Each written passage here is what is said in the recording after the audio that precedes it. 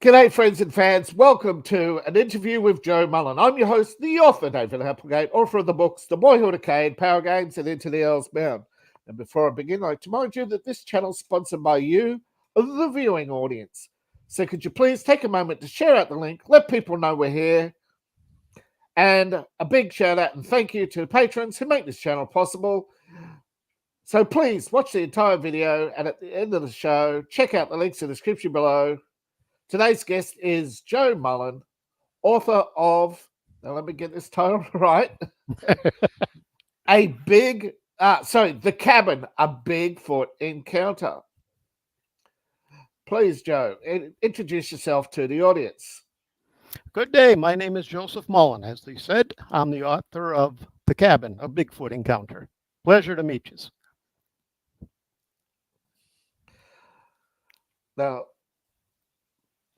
Joe, when did you realize you wanted to be a writer? When I was growing up, back in the late 1960s, early 1970s, that's when the bug first hit me. But I took a lot of time off, almost 40 years. And when I retired several years ago, I took it back up. And I've been doing it ever since. So it's been about 5 years now that I've been writing permanently. Cool. Sorry. Tell me more about your books. You got more than one, I hear. I actually have, I believe this was my 8th. They range from a paranormal Western to science fiction. There's 2 Bigfoot encounters. There's actually a Christmas love story that I wrote. And 2 ghost stories. But the Cabin is my latest. Tell me more about The Cabin, please. The Cabin is a story about eight friends, young friends, early 20s. 2 of them are going away out of state. They're going to be gone for approximately 18 months. So they decide to have this big get together as a send off to them. And the one person owns acres of land near a national forest. And that's where they decide to have their party. And what happens is there's a snowstorm and they get stranded there. There's no communications. There's no cell phone towers. So there's no landline going in and out of the place. And they didn't think to bring any weapons. Several acres of land, you don't expect anything. And then all of a sudden, one of the local legends of Bigfoot shows up with his family. And now they're trapped and looking for a way out. That's the basics of the whole story. All right. Now, what did you do to prepare for a new book? What's your preparation process? As far as writing it? Yeah, as far as writing, your preparation. Well, I had written a Bigfoot story just before this called The Fort, a Bigfoot Encounter, which takes place back in the 1800s in this country. So I've always wanted to write a Bigfoot story, and that was going to be my only one. And I've read books on Bigfoot. I've watched documentaries on Bigfoot. I can remember growing up, my father talking to me about Bigfoot. So everything I learned over the course of a lifetime took me to write the book and try and get most of, if not all of, the facts of what a Bigfoot would do be correct. And in The Cabin, there's also a reference to Ape Canyon in the 1920s in this country, where they were attacked by several Bigfoot. And that's referenced in this book. Yeah. There are several theories. One, of course, is the hairy man theory. You know, the escaped convict theory. You know. And of course, the other one is, of course, that goes to the native legend of Sasquatch, where they would say basically it's supernatural. Yeah. Well, the Native Americans looked at Bigfoot as a protector. They didn't fear him. They respected him. They gave him his area, his land to live on. They didn't fear him. They saw him as a protector. gave him a wide berth. Yeah. Yeah, but still, I think there's enough anecdotal evidence to say that over time there is someone or something that takes up the mantle of Bigfoot. Yeah. And Over time, yeah, over time. that and it is quite possible that it is an outcast human of some whether it's excessive body hair or some other deformity. We've actually seen in the Mexico, they actually had a guy who walked in and said, "Hey, I'm Bigfoot," and he is covered head to toe he is covered head. And he's 6'8", covered head to toe in hair, in Yeah. body hair, and then he Well, learned English from the TV. So it is quite possible that it is a human condition. it could be. There was the story 50 years ago. There was a movie titled The Legend of Boggy Creek, which takes place down in the Louisiana area of the United States. And that was believed to be like a cousin of the Bigfoot. And they basically interviewed people for the entire movie. That was all it was like a documentary. Now, what did you do? What inspired you to write the book? Like I said, I always wanted to write one. The last one I wrote before this was The Fort. That was going to be my only one. I had actually started writing something else, and my wife convinced me to write this one. I was going to say, what was the inciting incident? Yeah, the inciting incident. It's doing so good. The last one was doing so good. Well, why you should strike again while it's still hot, while it's still a hot topic. So write a second one. Yeah. Are you currently working on anything? I am. I actually have two that I have started. I was working on the one after The Fort and before The Cabin. I've set that aside. I haven't gone back to that. And the one I'm currently writing, the working title is The Colonizers. And it deals with the theory that life here on Earth began out there.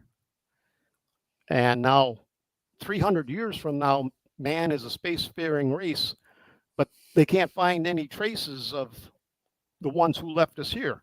Every planet they come across is a dead planet.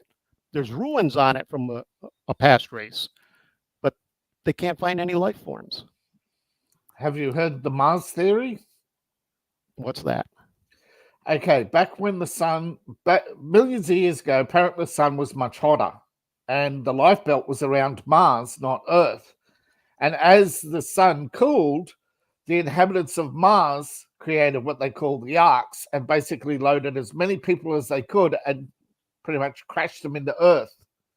And as Mars died, as its atmosphere was, they stripped its atmosphere, they stripped its water, they stripped as much as they could and brought it with them, leaving behind the dead Mars.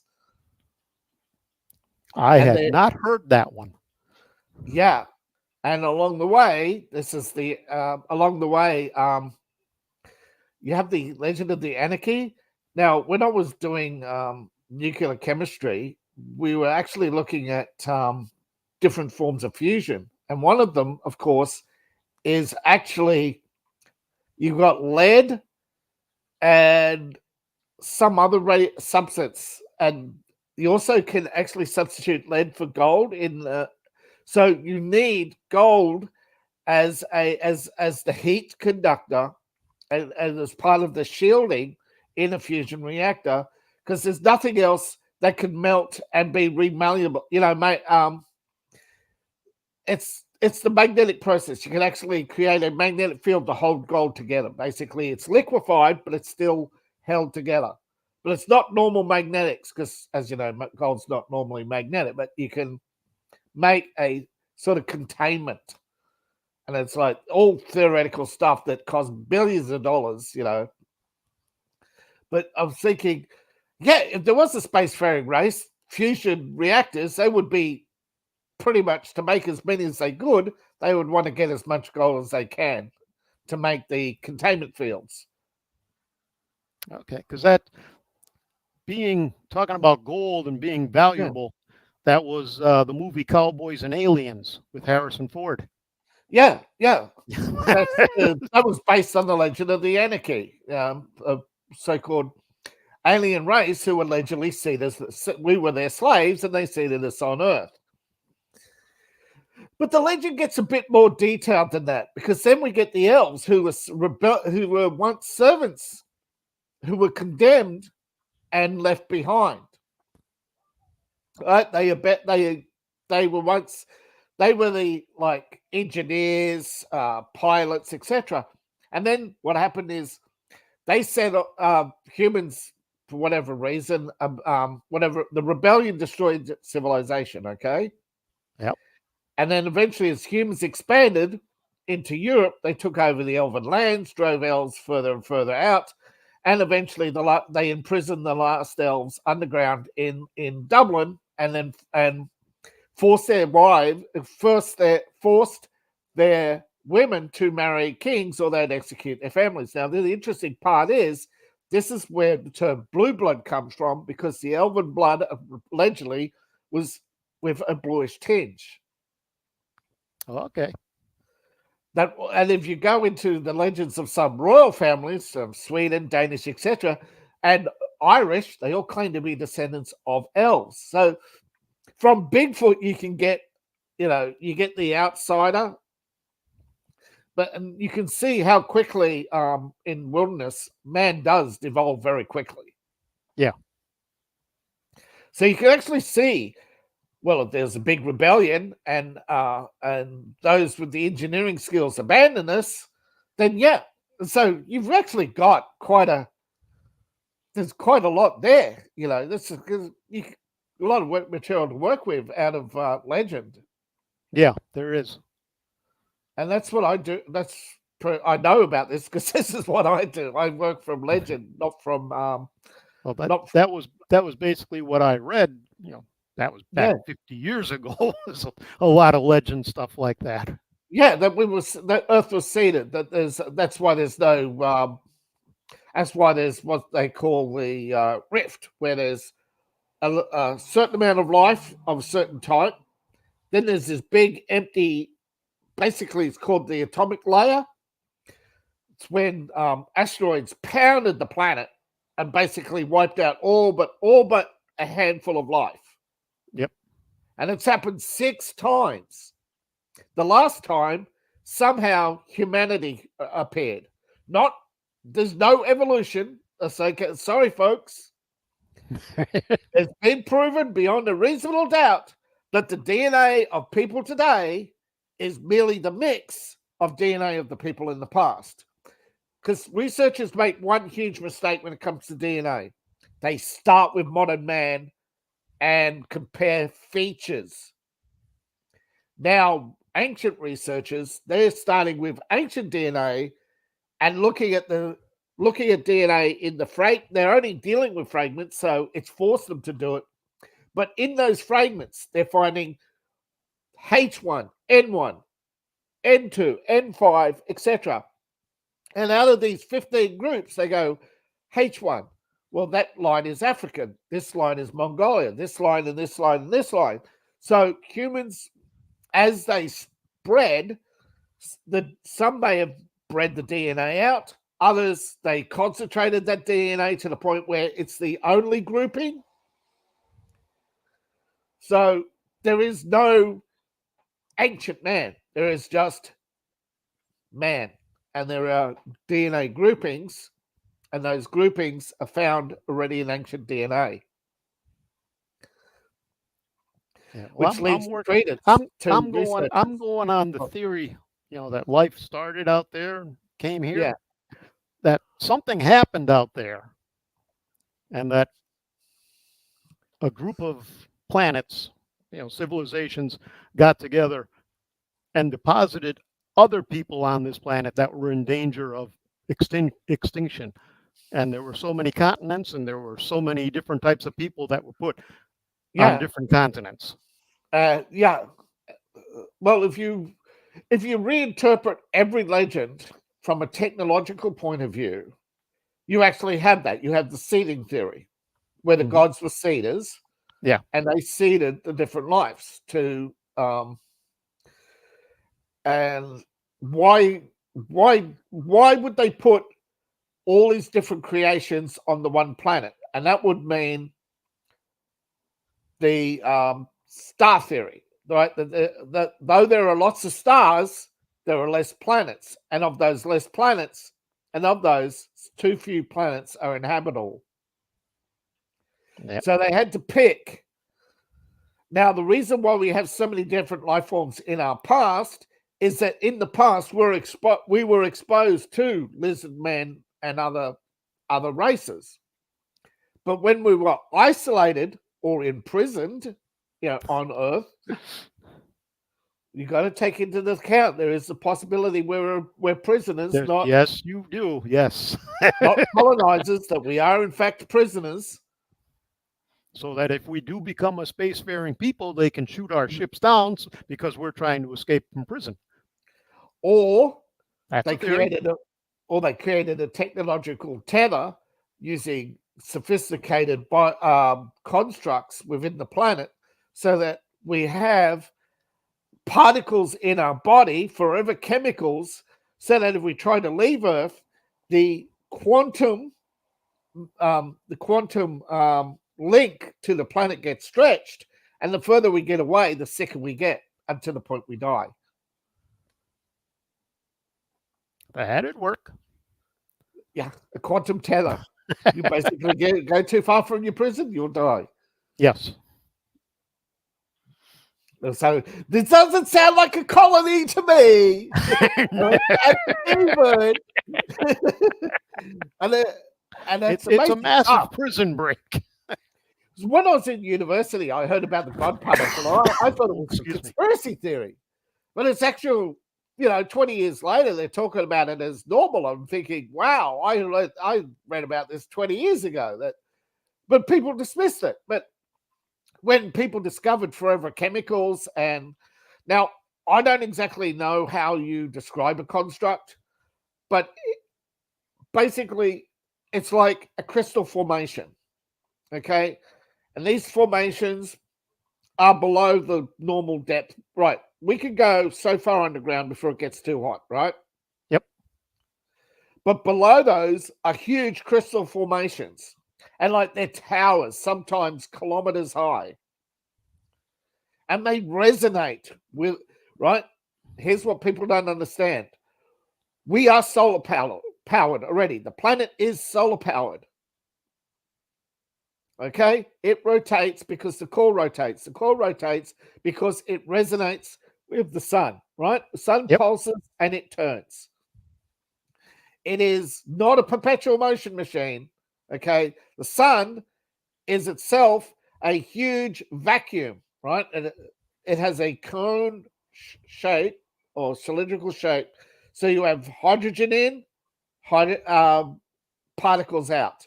And when those particles go for light years as light, they eventually turn back into particles, start to slow down, and they become cosmic dust. And eventually that cosmic dust concentrates tens of thousands of light years away, becomes hydrogen again, and it slowly drifts back in. So we have the biggest. So there is a perpetual motion machine, but it is literally the entire cluster within 10,000 light years. So within that 10,000 light years, though, we're yet to see any straight lines. Why are straight lines that are important? Because straight lines are proof of life. Because the only thing that doesn't occur naturally in nature is a straight line. And somebody will just prove it and show me straight lines. I'm talking about on a galactic. There's always that one that will come back and say, no, you're wrong. But I'm talking about, like, you could draw a straight line between two points. Yeah. But there's but if you look at anything from a distance, like from a distance, the Earth looks round. The closer you get, the more distortions, right? But if you use the law of averages, yes, it's a circle. The same with the solar system. On our greater macro level, it looks flat, except for one planet, which is slightly off.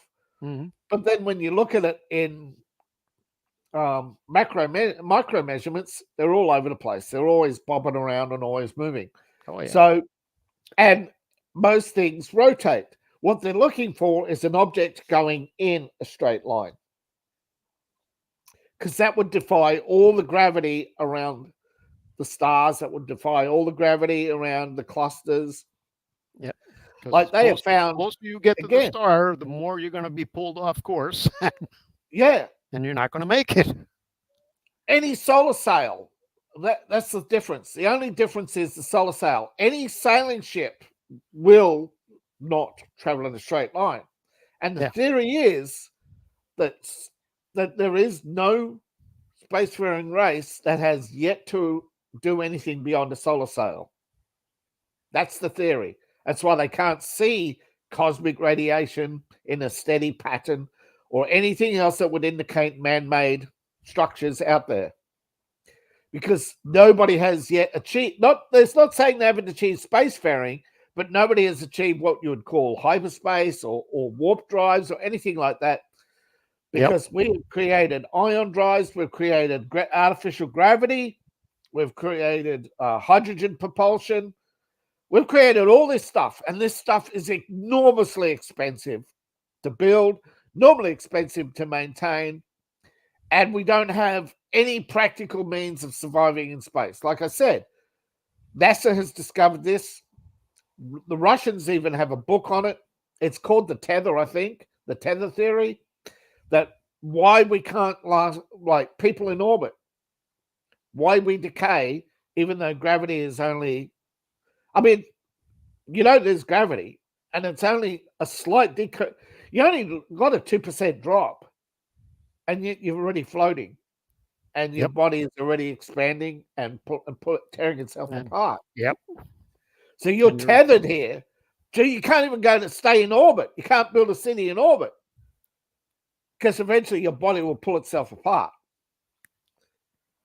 We're held together not just by air pressure, but some sophisticated series of different fields. There's no one field that holds us together. There's a whole bunch of them. And they're all created specifically by what they call constructs that resonate. The whole planet resonates. Okay, you have a resonant in the core, and that adds the force of attraction that we call gravity. But then you have the vortex. And now the vortex is a new discovery, and that is the field that turns the planet. Okay, you have one that holds everything to the surface, but you have another one that turns the planet. And then, of course, you have the problem of light. We are so adapted, or if you want to, for want of a better term, we are pretty much dependent on the sun. Yep. That was the word I was going to say. You look what happens when we go without the sun. Oh, yeah. Black people turn white. This is a proven phenomenon. They did the study. They were found coal miners, right? They were covered in black, right? Coal miners. They were living in the underground for months at a time. And they would wash off in the 1800s. You couldn't tell the white from the black because they were all gray. They'd lost all melanin in the skin. Both of my grandfathers were coal miners. Both of them lost their lives in the mines. Yeah, most coal miners did. Yeah. Well, my grandfather on my father's side, he died. He was one of the explosives people. And it was like 6 months before my father was born. He died from a misfire in the mine. Yeah. And then my grandfather on my mother's side, he died from the black lung. Yeah. When I was 10 years old. Now, this may upset a lot of people, but there's a book called The Soviets Were Right. I think it was called The Soviets Were Right. Now, we're talking about coal mining. And we went from solar to coal mining. That's going backwards a little bit. Yeah. I think.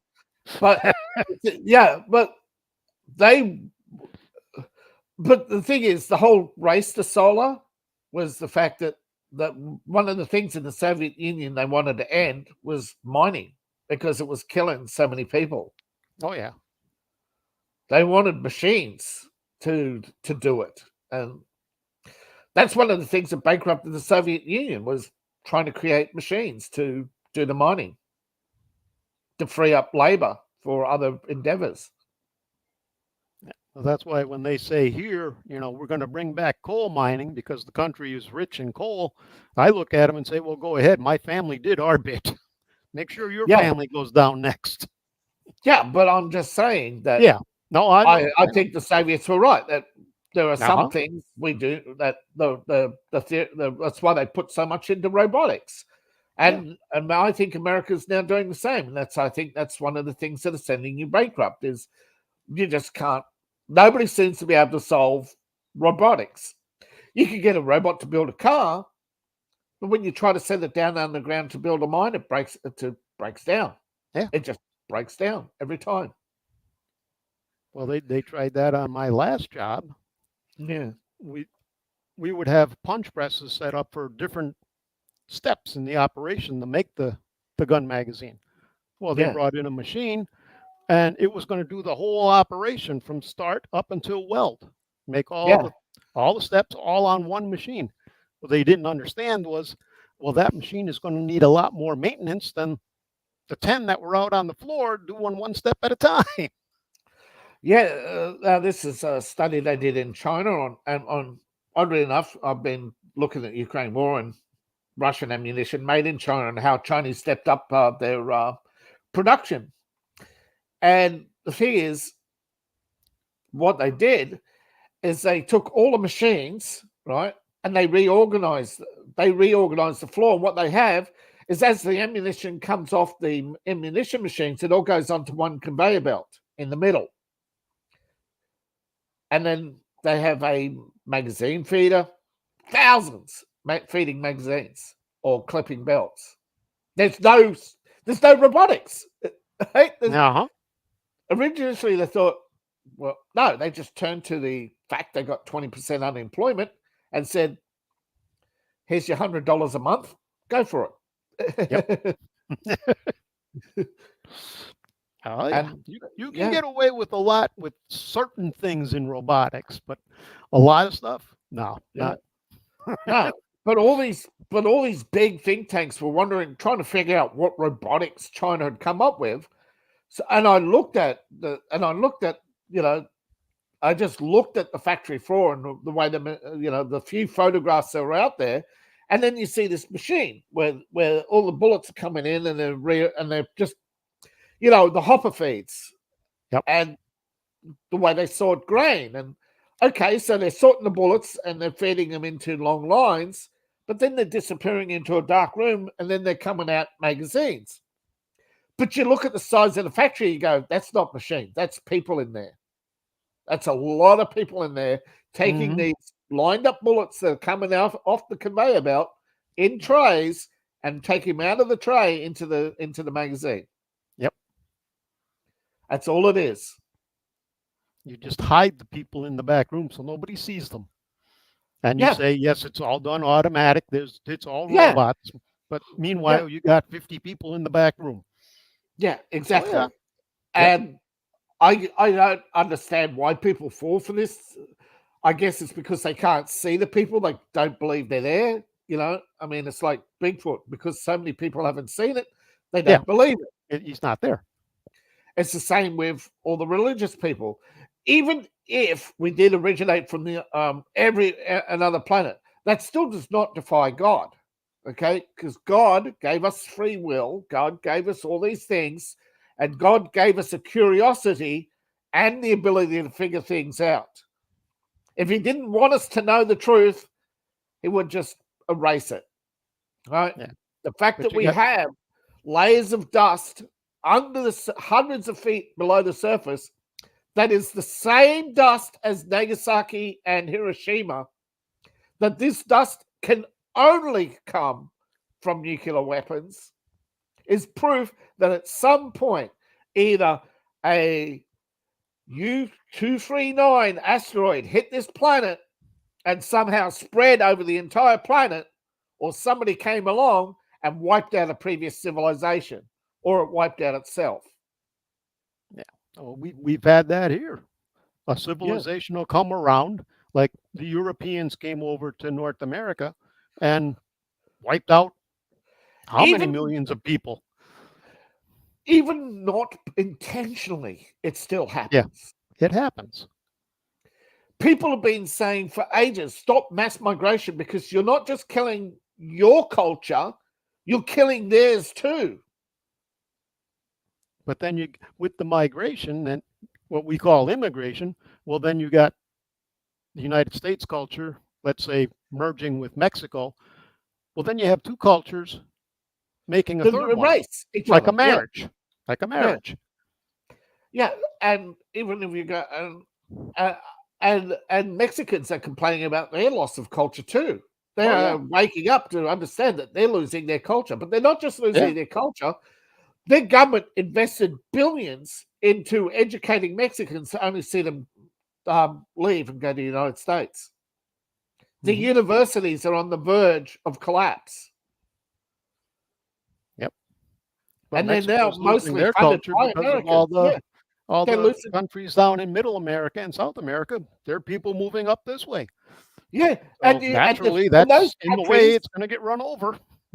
But the thing is, as a lot of people don't understand, by 2030, there'll be countries that are half empty. There's already Algeria, Oh yeah, parts of North Africa with no children. There are countries now that are looking at the fact they have no children.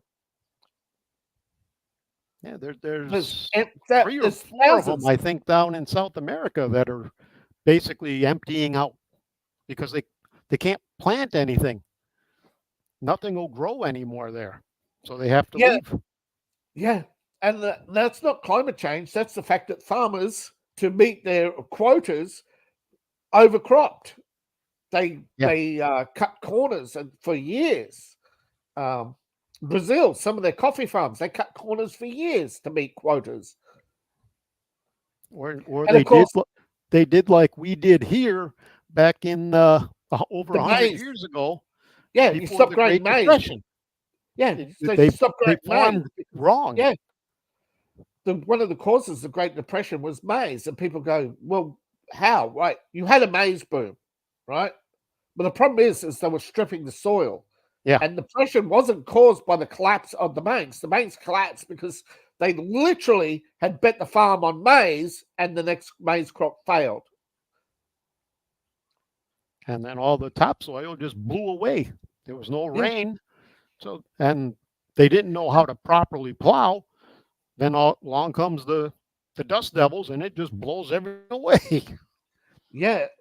Well, the problem is most American farmers, and I'm sorry, but I'm sure you know this. Americans can't be told. No, we can't be told anything. Yeah, You're absolutely right. Americans cannot be told anything. We know it they were all. told. They were told to use. They were told to change the plow, and I forget the name of the plow, but it's the big old iron, the Yep, V plow. They were I told know to the one you change mean. to a disc plow, an angled disc plow, which would narrow the plowing of the soil, and they were also told to change to higher. They were also told to stop using certain fertilizers Yep. because they weren't putting enough nutrients back in the ground. Irony, of course, the Great Depression all could have been avoided if the government had the political will, but they wanted the farmers' vote, so they let it happen. Yeah. Yep. They wanted the farmers' vote. The landowners were Democrats and they wanted the Democrat vote, so they didn't stand up to the farmers, because the last time they stood up to the farmers, they in, was it Missouri? They stood up to the farmers in Missouri and they all voted Republican, so they let it slide. They let it slide. So the states have, and ironically, it's got nothing to do with politics. It's just that the people who voted Republican at the time, they were more progressive thinkers back then, and they were the ones who adopted the new plowing methods, and they were the ones who got through the Depression and got out of the Depression quicker, whereas the other states who clung to the old V plows, and everywhere you go, can you find a V plow anywhere? No. But nowadays, Nowadays, it's all flipped around. Republicans and Yeah. Democrats changed sides. It was No, like the no, middle no. of a football game, and they switched. Well, The what happened Democrats was, are progressives now, thinking ahead. yeah, what Republicans are happened still was, thinking years is ago. what happened was Nixon Yeah. failed to implement progressive policies. Well, he actually implemented them, but those policies failed. So instead of blaming the policies, they blamed Nixon. And the progressives switched to supporting the Democrat Party. But it wasn't Nixon's fault. It was the policies. Yeah. The progressives don't understand that in order to have things like price fixing, you have to have everything else. You have to have a sophisticated system. If you ever played a survival game, you'll understand what I mean about interconnectivity.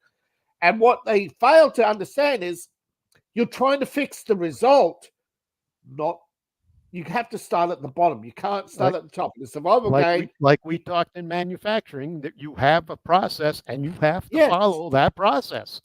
That's right. If you want fiat currency, you have to change the entire process. Yep. If you want for price controls and fixed rent and all these other things, you have to stop raising prices. You have to cut wages because you cannot take more out of a system than you put in. Full stop. And I made a video on this. My economic fundamentals is work is food. Okay? You have to break down work, not into 8 hours, but into 6 hours. And in those 6 hours, you have to generate food, electricity, etc. You have to generate everything in one day for that day. Everything. You can't have debt in a fixed system. You cannot have expansionism. You can't have people say, "Oh no, I'm choosing not to have children." Sorry, it's all or nothing. Okay, whenever you allow a system to be dynamic, you'll always have price changes. You can't have a free market and a fixed rental income. You can't fix wages and then tell executives, "Oh, when the profits are up, you can take bonuses, but don't give the workers anything extra." Yep. And as much as Democrats claim to be progressives, the price wage boom began under Clinton. But it was his end of second term when he took away the controls on the banks. Now you can blame Republicans, but I think that's when Congress actually flipped. When people turned against the Republicans because they weren't bringing in the bacon anymore. But the thing is, no political party brings in the bacon. The millionaires and billionaires do. They're the ones who are the actual economy. Congress actually tries to rein them in and pull as much off they can to spend on social programs because social programs are vote buying. Well, the one thing I really disagree with that this country does a lot of is tax cuts for the millionaires. I don't agree with that at all. I don't like the progressive tax system. They were making money hand over fist before Reagan instituted the first tax cut of 50 percentage points for them. Yeah. He took their rate from 70 and dropped it down to 20. Yeah, but that was where I think everything went wrong. But economically, it wasn't. I know a lot of people think it was, but it wasn't the Reagan tax cuts that did it. It was the failure to adjust the tax system after Reagan. And I think that was why they turned against, was it Herbert Bush? George Herbert Walker Bush. He came after Reagan. Yeah. He realized that Reagan's tax cuts were too far and wanted to bring it back to a 30% average, okay? Which is fair. He actually raised taxes on them. Yeah. Now, he's right. Reagan tax cuts did create a short-term economic boom, but the revenue from that boom only lasted 3 terms, and then because billionaires weren't earning as much as they were as compared to GDP and tax revenue, the only way to increase tax revenue and to pay for the rising prices and everything, because that's what happened under Bush, right? He was facing the fact that the cost of government was increasing. Yep. And tax revenue wasn't. Mm-hmm. Because millionaires and billionaires we were in danger of defaulting. Yes. That's why he had to raise it. Yeah, and yet people turn against him. But the fact is, he did the right thing. Yes, he did. The country, and most countries, operate best when the tax revenue, and I'm not talking about just millionaires and billionaires, I'm talking about overall, is 33 to 35% of all income. Yep. Then we don't measure income by GDP, we measure real income. And when you measure real income and real tax revenue and spend accordingly, unfortunately, what we have is too many people who are hooked on GDP. That's just the value of goods and services. Yeah. But those are subjective values averaged over time. And you don't actually collect 30% of all those. Some of them are foreign earnings, some of them are see, one of the things that Clinton also had was the repatriation of $38 billion, which back today would be nothing. But back then it was a lot, but today, no. Yeah. That's nothing. Yeah, even 380 billion would be nothing. You've just inflated the economy too much. And that's because you're chasing the fiat currency theory of 20% taxation, where everybody else says, no, bro, it's got to be 30. It can't fall below 30. So you're right about that, but both parties are to blame. Bush did the right thing, but he wasn't supported by and he was supported by Democrats, who then turned against him because they wanted to win the election rather than admit. So it's politics to blame. Okay, that's all I'm saying. All politics. Yeah, it's all politics. You could trace every problem back to politics. Absolutely, and I know we've gone too far off track, but it fits with your book on colonizers with the different theories, in that it would fit the rebellious nature of man and the inability to get along. It make sense. I'm sorry, but that's okay. We're prisoners, okay, and we deserve it. but I do know a couple of people that if I were to tell them that life here began out there, no. The Bible says. I know what the Bible says. I went to a Catholic school for 12 years. I know what it says. Yeah, point to Eden on the map, please. What's that? And we were banished from Eden and can't find it. Why? Because it's not here. It's not here. Yeah. Eden is another place, and it's not here.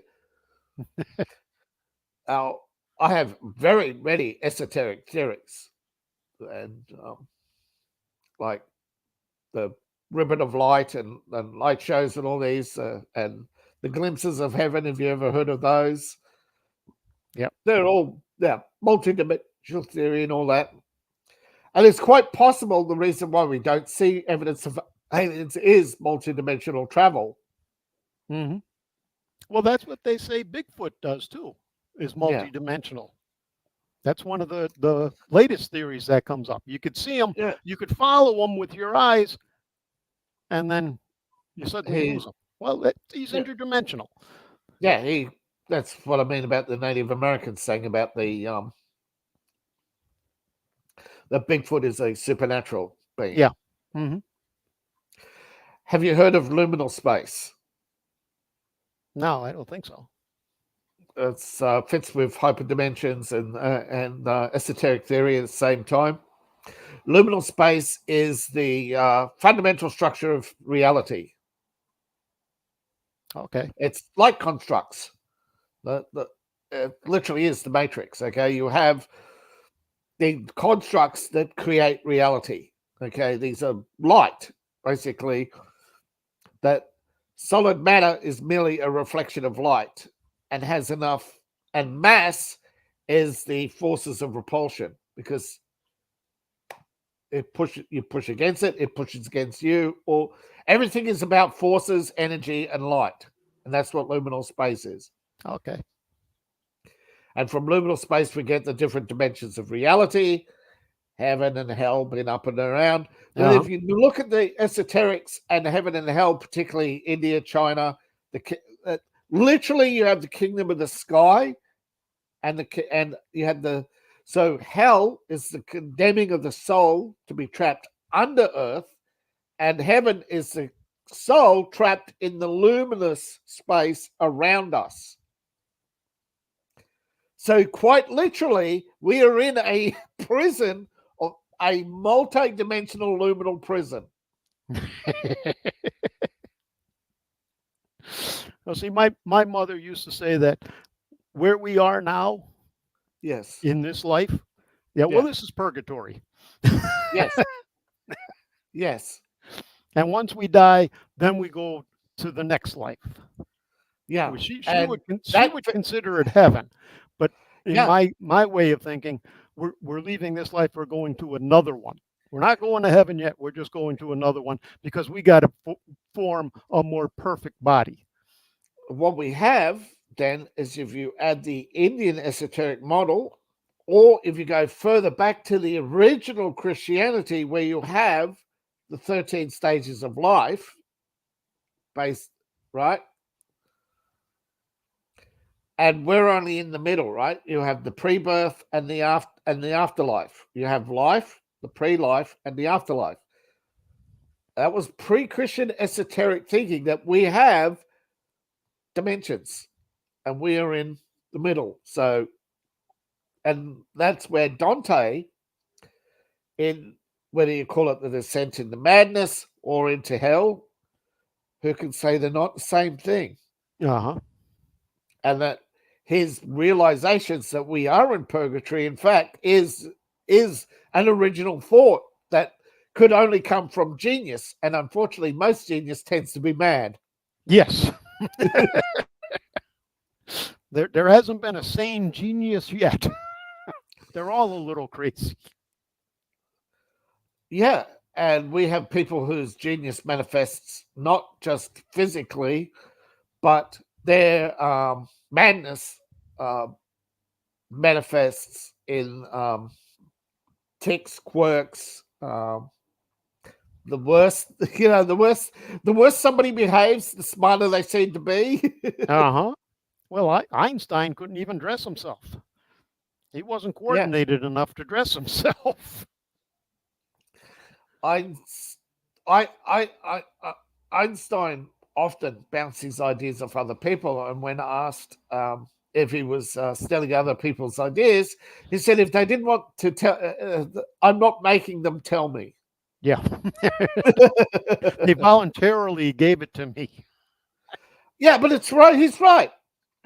He would pose his theories as questions, and the people giving the answers, he would write them down. And, that's still genius. I mean, he posed the question, he thought, and he was the one who actually came up with the linear space, that if there is ever a linear space, it's an artificial construct. Because everything bends around something. Yes. You can't make a straight line from the Earth to the moon. You can draw it. You can't get to the moon in a straight line, though. It's got a circle. Yeah, in the book, Shit for the Moon, the first couple rockets went in a straight line, and no matter what they did, even no matter how many calculations they made, it's like somebody shooting a gun at a target, and not one bullet's hitting the bullseye, and the bullseye is the size of a pea, and the target's a mile away, And they've done all the calculations in theory, but in practice, we have scattergun effect. Yes, it doesn't work. Now, you often hear in space programs, they say, engage program 1, engage program 2. And you've ever been in an aircraft cockpit, you'll see all the switches, that's still the same thing. They're not programs, they're flipped switches, okay? Each switch is a program, and each one runs at a different time and at different angles, because no pilot can react fast enough. No. They have a computer on the ground tracking the course of the spaceship, And all the pilot, that's why they don't have joysticks or manual controls. Even the space shuttle, you look at the cockpit of the space shuttle, it sits there, but they're flipping switches, right? Yeah. And they're not piloting the craft like this. That's Nope. for the glider. That's the only time the steering wheel's used is for the gliding. No, everything is flipping a switch. The computer takes over. The computer's going to do it. Yeah, All you got to because do is you hit the right can't button and fly. know when to hit it. Because even in pilots, you ask the pilot, why is he jiggling the stick? He says, you try flying in a straight line and you'll soon find out. Uh-huh. It literally pulls you down. You're always pulling the plane back up. Yep. But these new modern gyroscopic balance planes, you can put a nano, those little nano balancers that tell you how flat a surface is, because they're so perfectly balanced on the plane, you don't feel that's what they're trying to do, smooth out the flight. But in reality, there's a computer keeping the nose up because the whole planet is trying to drag it nose down. You're literally, in a prison, whether it's a natural. See, this is a thing. A lot of people say, oh, what's a construct? Well, a construct is something you can measure and repeat, right? Take the sea. The sea surface constantly changes, so it's not a construct. But a crystal formation, you can see it, come back the next day, and it hasn't changed. That's a construct. Yep. Doesn't have to be man-made. Nature makes constructs all the time. Gravity has created these huge crystal constructs, and for whatever reason, they resonate energy. And that energy comes from the sun. And you have mu's, pi's, you have now vortex energy and all these other things that they're just like there's been 13 discoveries in the last 20 years that have not made headlines that should. Like even the God particle, that all explain different theories of why we can't go into space. And people say, oh, but we can. No, we can touch its edge. Which is why when Nixon was, Nixon asked Buzz, how did you lose so much weight? And he said, I shed pounds I shed half my body weight going to the moon. Oh, yeah. I remember reading one of the astronauts he did on that. Yeah, one of the astronauts, he asked, where's the third astronaut? And they said, he died of cancer, sir. What? And that's why he cut the space program. When he found out how many were dying of cancer. How many young men were sent to their deaths, absolutely upset him. He called NASA an abomination because they had such little respect for human life. And in some respects, he was right. He was right in some respects, yeah. In other respects, he had the backing of I think LBJ was alive still, and he had LBJ and others all agreeing that NASA never told them. No, we never heard about this. What do you mean? All these fine young men. Yep, crashes. Yeah, and LBJ recalled they never told me about this. The ex. Oh no, the government bureaucrats. If it's not on a report, just leave it off the report. Nobody will come and ask. Congress won't ask. And if we do, we just get a Republican to attack the Democrat or a Democrat to attack the Republican. Well, NASA was made just to beat the Russians to the moon. Yeah, and initially it started as a secret project, actually, to build ballistic missiles. Uh-huh. That was called Project Longbow, and then it was called Project Longbow on Ike, to build missiles because they knew they couldn't fight the Russians in a land war because they got 10 million. We couldn't even raise an army of 1 million. So we had to have a secret weapon. We had to have the V2 rocket, We had to build the V2, get it right. And while we're building it, Kennedy was brought in because he was a nominee, and all the other nominees were brought in. And Kennedy, I think, was one of those who realized that Russians aren't building ballistic missiles. They're trying to get to the moon for some reason. So we got to beat them to find out why. Yep. And that was the big race of the 1960s. Who's going to And get to the moon first? when he achieved it, yeah, he found out later that Brezhnev told him was merely so they could come up with something to beat the Americans again. You know, like, yeah, but that was just to beat you. That's all it was. we couldn't beat them. They couldn't beat us. No, they knew there was nothing there. They said that we sent robots and well, they weren't. You know, they were remote controls, but they called them robots. They sent remote control cameras. They searched every inch of the moon looking for something. They know something's there, but it's beneath the surface because they look at the radar image of the moon. They were on radar. The moon doesn't look like the moon. It's a weird object with layers. Okay. And they want to know what's under that dust layer, but they haven't found any cracks on the surface. They haven't found any crater that impacts deep enough. They found no chasms that go down. And they have mapped every inch of the moon almost every day of every year since the 1960s, looking for that one little cave. There's no caves, no cracks, no chasms. Got to get a drilling team up there and drill a couple of holes.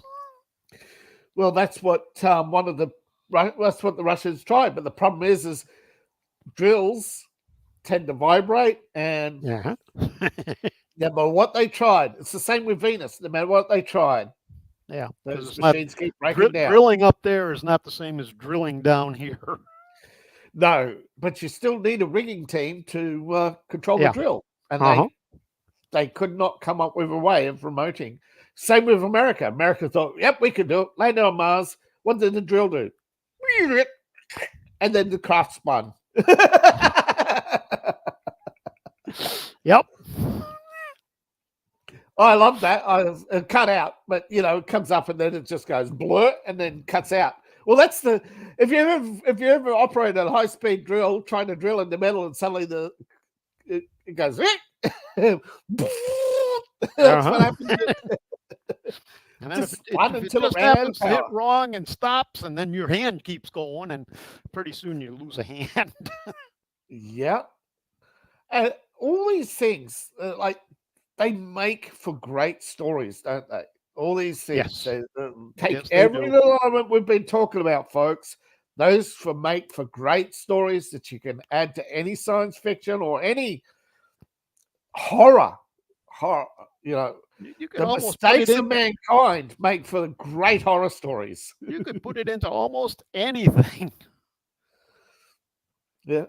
I hear things, you know, common day things, and it just sets my mind going as to what I could do with it if I took it far enough. Yeah. See, when I was writing my book, I did, you know, think about all these things, and so much stuff I had to leave out because it just bogged down, like how all the different things you have to overcome to travel through space. Yep. Well, I started one book with a simple line: "The war came, the war that nobody wanted." Yeah, and it's like a 182-page book now. It's out there. Yeah, believe it or not, my first 3 books are actually a prequel, and my next 4 books are like the getting together. You know, it's the Magnificent Seven, but over 100 characters and multiple books. But I looked at my original story, and there's just no way you can grasp the world without reading the previous books, without having the story, or at least some knowledge of the story of how, you know, of this great conflict and galactic conquest and inability. Basically, it's a book about the inability for different things to get along. You know, if you construct A, B will and then you construct B, A and B are going to just pile in. You know. Yeah. If you don't keep A and B apart, they're going to pile in and create C, and then C being chaos. Well, that's what chaos starts with, is C. So yeah. And I tell new writers never to give up, because I know right now 3 more books were added to Amazon. 3 more books were just added to Amazon. Every second of the day, more There's books books are added being to added. Amazon. Yeah. And eventually, yes, as authors die, books are eventually taken off Amazon. I mean, there's very few books that are... There's very few forever books, right? Tolkien is accepted now as a forever book, right? The publishers are going to Yep. publish that forever. There's a few Grissom books that they may decide to publish forever. But a lot of the books out there, folks, even Harry Potter is in danger of... I think Harry Potter is in danger of not becoming a forever book. And as much as I don't like it, I think maybe a concatenated version of the books, because I think it's bloated. I think the series is bloated. It's full of nonsense. And I think though it appeals to children on a nonsensical level, it's not artistic enough to be a forever book. But people have said if it was a condensed trilogy, it, take out a lot of the stuff, keep to the core battle, because if you look at the core events, there isn't much there. Yeah. There ain't books in the core events. 90% of Harry Potter is side quests and filler that shouldn't be there, but have got away with it because it was a children's book. Harry Potter is like a starting series. Yeah. Unfortunately, too many people don't. When you're young, that would be Yeah. one of the things you would read. Now, if you wanted to move up from Harry Potter, then you would go to somebody like Michael Moorcock with his the problem is people don't. Eternal Champion. The problem is 8 out of 10 people don't. No. And that's why another reason why a lot of publishers are saying why the series needs to disappear. But nobody wants to make the first move and say, look, you wrote a good book, now we need a good editor.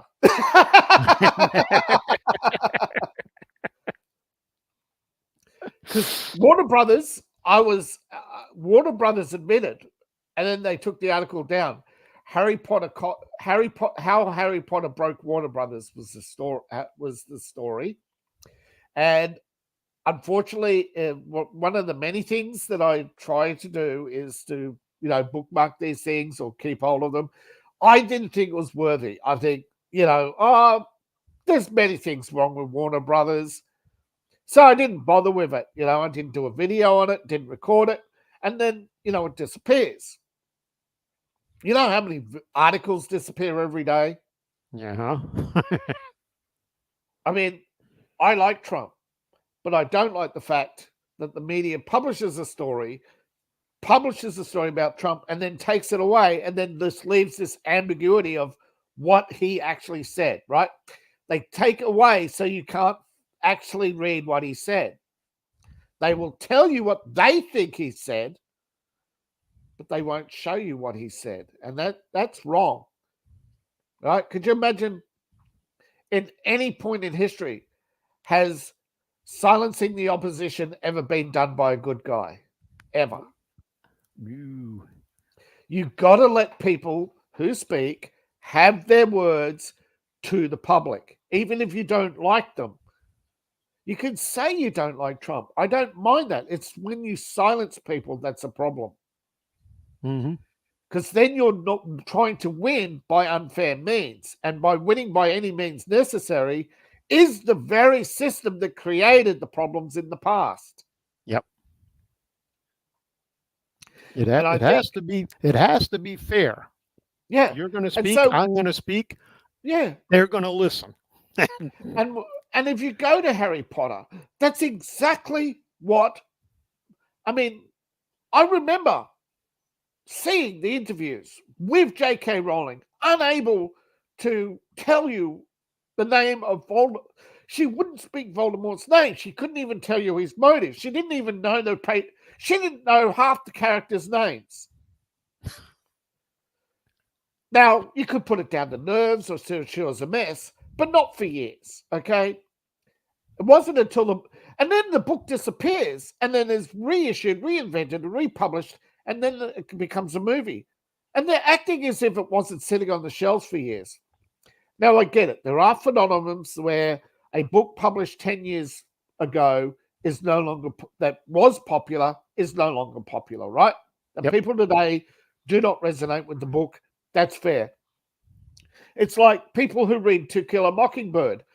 People know it's the past, but they don't recognize the America in it. And they don't believe that was America. They believe it's a fictional America, even though it's more realistic than any history book. So what we have is Harry Potter. And how did it break Warner Brothers? Well, Warner Brothers was talking about the hidden costs.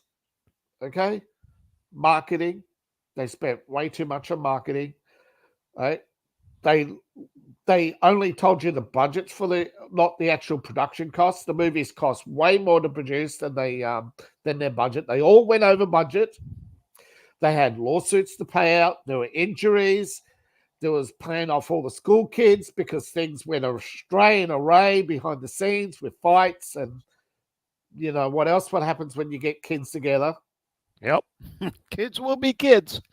Yeah, there were a lot. They lost millions. That's why you saw them reusing footage. When you see the kids going through the stairs, they reused that footage in 3 different films because they didn't want.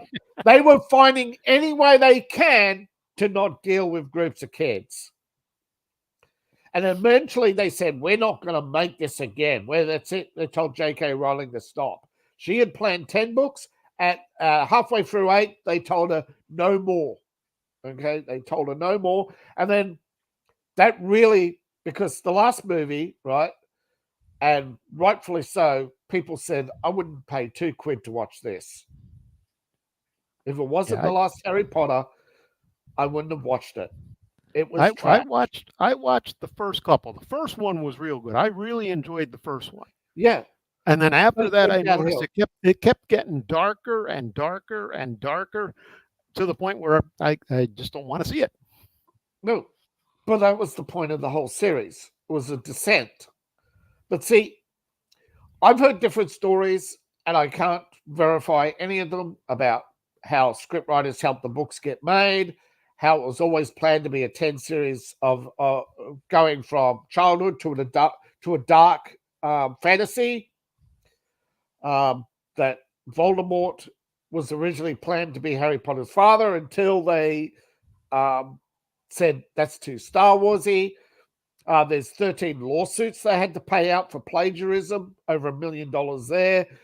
Those were a drop in the bucket compared to all the other problems and issues they had with production, with sets, with having to actually buy studios because they had spent so much time in them that the only way they could keep the sets for the next series was to buy the studios to keep the sets because they couldn't store them. No. They couldn't pull them apart. And then they had delays in filming. So they were paying rent and all these other things for years on these studios, paying people to maintain these sets. And then they had, but the thing is, Warner Brothers said they took, I think it was ridiculous sum. I think it was Britain paid them $20 billion to produce it. And there was an argument and ended up, well, no, we invested. You got to pay us. You got to pay us back. So a lot of the money they made, they didn't even pay our back half. Okay. Harry Potter overall only made $27.5 billion in its run. 8.3 of that from the movies, the rest from books. Books didn't even break a billion, right? Books barely broke $1 million in sales. So that's not much money. Nope. Most of it was toys, which people bought. A lot of people who allegedly read Harry Potter haven't. Okay, they read the condensed. The condensed version of Harry Potter sold more than the Harry Potter series combined. Or you buy the audio book. Or you buy the and audio have somebody else read it to you while you're driving down the road. Yeah.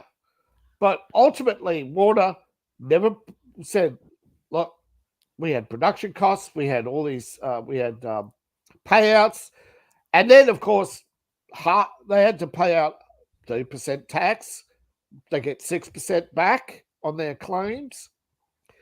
So they don't. So there's a tax cut to the rich that everybody overlooks, is that these multi-billionaires are paying 6% less tax than everybody else, Uh-huh. which ain't, as far as I'm concerned, is not fair. No, it's not. And then, of course, you have all the gifted money that, from funds that just don't ask for their money back when the movies don't make a profit, And those you had the Detroit Film Fund go broke. You had how many film fund go broke? How many film funds have gone broke just over Warner Brothers? It's ridiculous. So, plus, of course, then they have to pay all these people to do the promotions. And of course, the higher the cut, so, and then again, of course, to get around this issue, they deliberately hired much older actors so they had less lifespan to pay out over time. Oh, yeah. Yep. Because they don't just pay them now, they have to pay them forever. As long as they're alive, they get paid. Mm-hmm. But of course, there's a good chunk of them that have since passed away. Because they deliberately chose that the most notable characters would all be old people, so they'd have to pay them less over time. Because don't forget, the budget's not just spent on the movie; it's to go. It's like a fund, right? They spend some, but over time they're going to spend more. That's so they hope to rush the movie out, get as much in, and then keep producing more. Yeah. But by the time they got to the 8th movie, they'd fallen flat in their face. Yeah. Well, you hire the older actors in the hopes of bringing in the older population to see their heroes from years ago. Yeah, because they need a guaranteed audience of at least 10% of the population. Yeah, because the kids are going to go. The kids are going to have to take their parents to see them. Well, the parents want to see somebody that they know from their youth. Yeah. Get the older actors. So writers out there, take note, particularly children's authors, always have an older figure. Yeah. Always have an older figure. Like they'd go to see Richard Harris. Yeah. Richard Harris, Camelot, back in the 60s, big movie. Everybody loved it. Oh, he's in a new movie. Let's go see it. We'll bring the kids. See, a lot of people don't understand the disconnect between the generations. In the older generations, you didn't go to see a cowboy movie. You didn't go to see a sci-fi movie. You went to see a movie star. Yep. You went to see Clint Eastwood. You didn't go to see his movies. You went to see Clint Eastwood. You went to see him. You went to see John Wayne. And that's why they featured Sean Connery. That's why casts were smaller and the people were almost in every scene. No. Casts were smaller back then. Stories were simpler. Oh, yeah. And the problem is, and from a writer's point of view, you probably know this, that there are only so many ways you can tell a story with 5 people. I was told by my father when I was growing up, there are only 7 themes in a Western. That's it. Yeah. Yeah. In a romance, there's only 14 stories to tell. Yeah. The romance is the biggest one, by the way. Sci-fi, there's war, and pretty much what else? Hey, you look at war and exploration. That's it. Yep. You look at all the great sci-fis. You look at the great fantasies. What's fantasy? Fighting monsters and magic. So I know we went on for a long time, but folks, these are important things to consider when you're writing a book. If you make things too convoluted, sure, Harry Potter got made into a story, but there's stories behind that. And there was how many books were out there then? Do you know how few books were out when Harry Potter was originally released? I think there were only 14 books released a month. You could correct me if I'm wrong, but I think there was no Amazon. No, you didn't have Amazon. You didn't have Kindle. So nope. Yeah, there was very you had borders. You had borders, and they would produce, and they would put one book per category per year on the shelf. That was it. Harry Potter made the cut because there were no other children's fantasy books. That's it, folks. It was already in the guy's garbage can, and he felt that his one meeting had canceled, so he needed something to fill the time. He took the top one out of the garbage can. That was Harry Potter. Wasn't a guy, it was a girl, but yes. Okay. The guy was the Bloomsbury. Yeah, Bloomsbury she had put it on his desk and said, "This is it," and he threw it in the garbage can because it was too thick. But she had it cut down, and then when he asked for another one, he said, "We got nobody else. It's we had Feist and all the others. No, there's nothing. Right? Nobody. Feist had stopped writing, I think, long before." Most of your fantasy writers had aged out because they hadn't brought anybody up. Douglas had died. He'd left no manuscript. That was June, and June was considered off limits to most of the publishers. They didn't want anything to do with June. All your superhero stuff was that was the realm of comic books.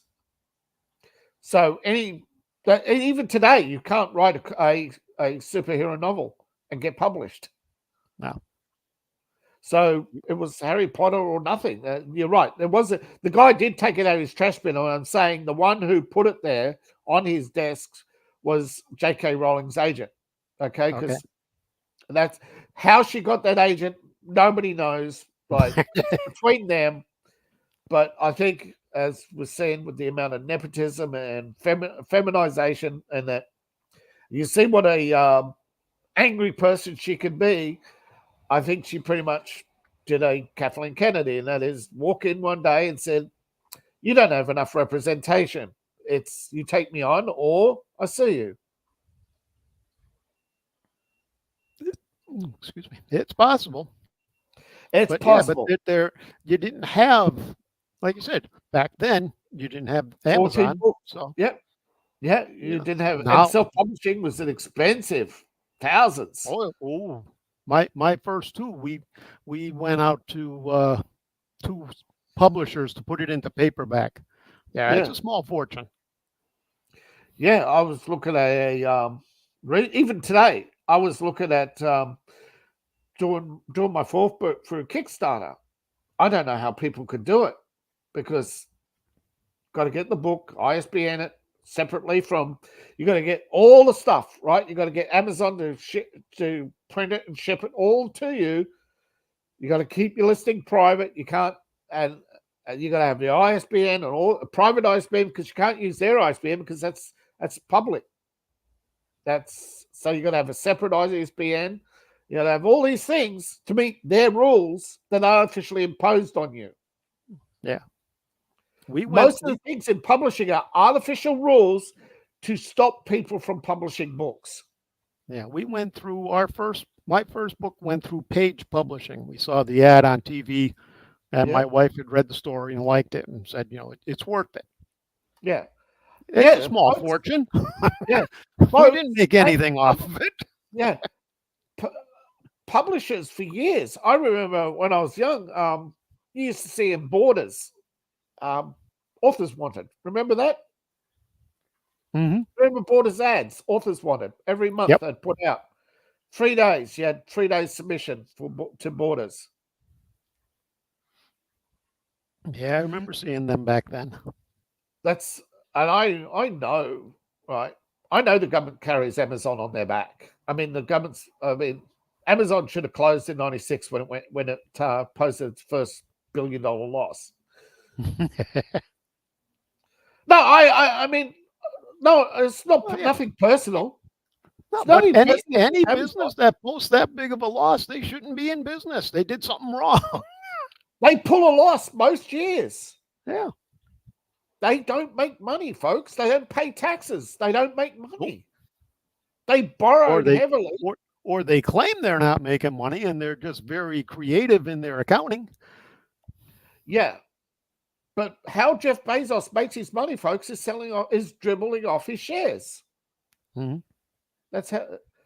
people actually do YouTubes showing you how you can make $150 buy right. You buy one of you want to buy one of these blocks of Amazon shares, and then you retail you private buy Amazon shares and then retail it for $150 more because of the gullibility of shareholders. And these ads actually tell you how gullible institutions are.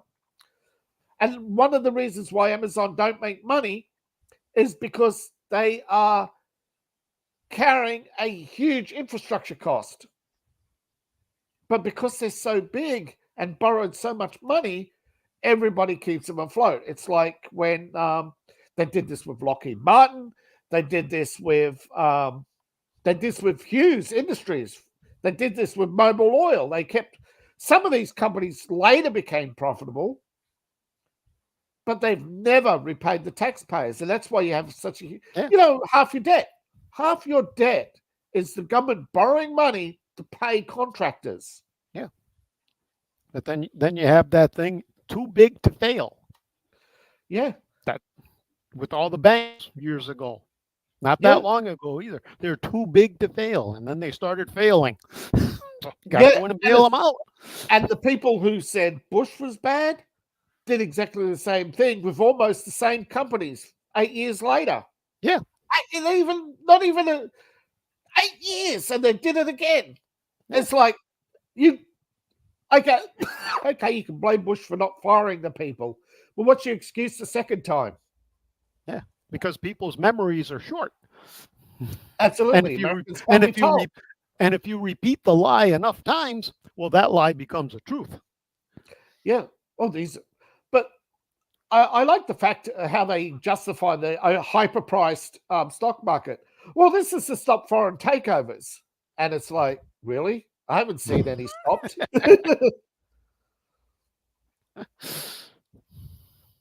I mean, you complain about China faking their figures. Okay, you first. Yeah, we're pretty good at it. Yeah, you first. You can't tell an American anything.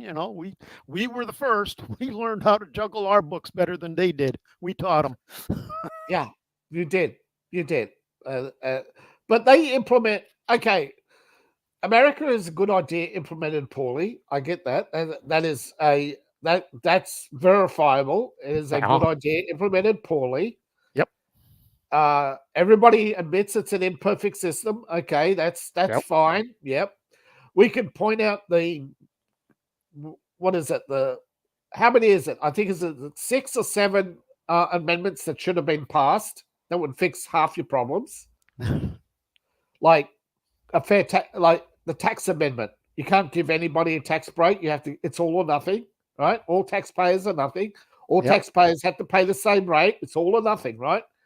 No political party is going to sign that into law. Nope. Because everybody needs to bribe their donors, and that's a fact. Yep. Everybody's bought by somebody. Yep. And then there's the amendment to the guns to define what you can and can't own. Nope. Then we don't have arguments, right? And how does Congress justify the fact they're not meeting for only 3 months of the year? And because without the arguments, they have to go home. Yep. And what's waiting for them at home? Some very angry people about broken promises. So they create reasons not to go home, folks. Heck, I remember once there was this discussion about filibusters and how Congress was delayed. Not Congress, the Senate was delayed for 12 days or something. And it turned out Hillary and John McCain were drinking in the bar and hadn't left. Like, what? And that's a case where you have politics absolutely exposed as a sham. That what they're doing in government, they're not doing their job. Right? They're drinking, they're eating, they're meeting, but they're not producing anything, Yep. And if we wrote this in a book, nobody believes us. Oh, but they would go out as a piece of fiction. Yeah, I remember one story, and this was a long time ago, about the creation of AI when Harley was one. Right? Now, they said it was fiction. They won't admit Harley was the first AI, right? But when Harley was one, it proved it was intelligence, right? By citing a poem. Okay, it created I scream, you scream, we all scream for ice cream out of nothing, right? There was no input. It was never connected to the internet. It had no audio input, nothing. Okay, the sole operator swore up and down they had never cited these words in this order to the computer, and that for the months they were deciding what to do with Harley, all they had on the screen was random patterns until that line. Then they had to try and figure out what they to do with Harley, right? Because they were now legally bound to keep the machine turned on until it suffered a natural machine death. They had to provide electricity ad nauseum until the machine broke down. Then came the argument whether or not they had to provide health care. But along the way, to justify the machine, Harley decided that it should run government because it's the most inefficient waste of time and money. And like that was the end. That's the government was basically, yeah, that's the end of yeah. We're not putting this one online.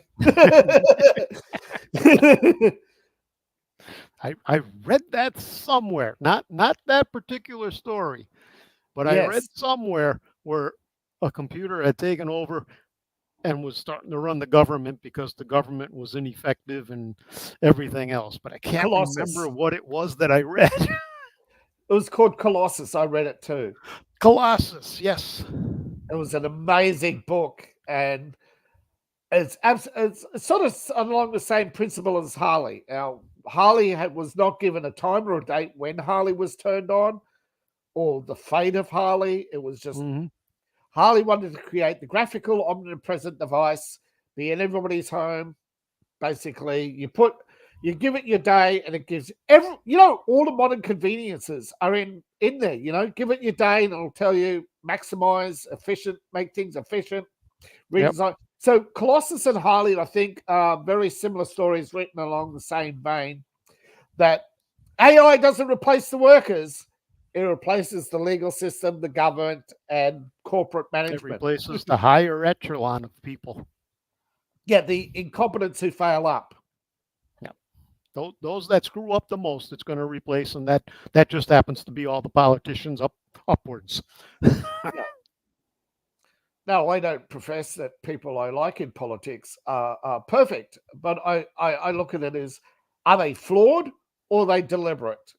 And that takes time, and a lot of people don't. I suppose a lot of people don't have that time. But I mean, there are books exposing people in the past that you go, gee, I wish I knew that back then.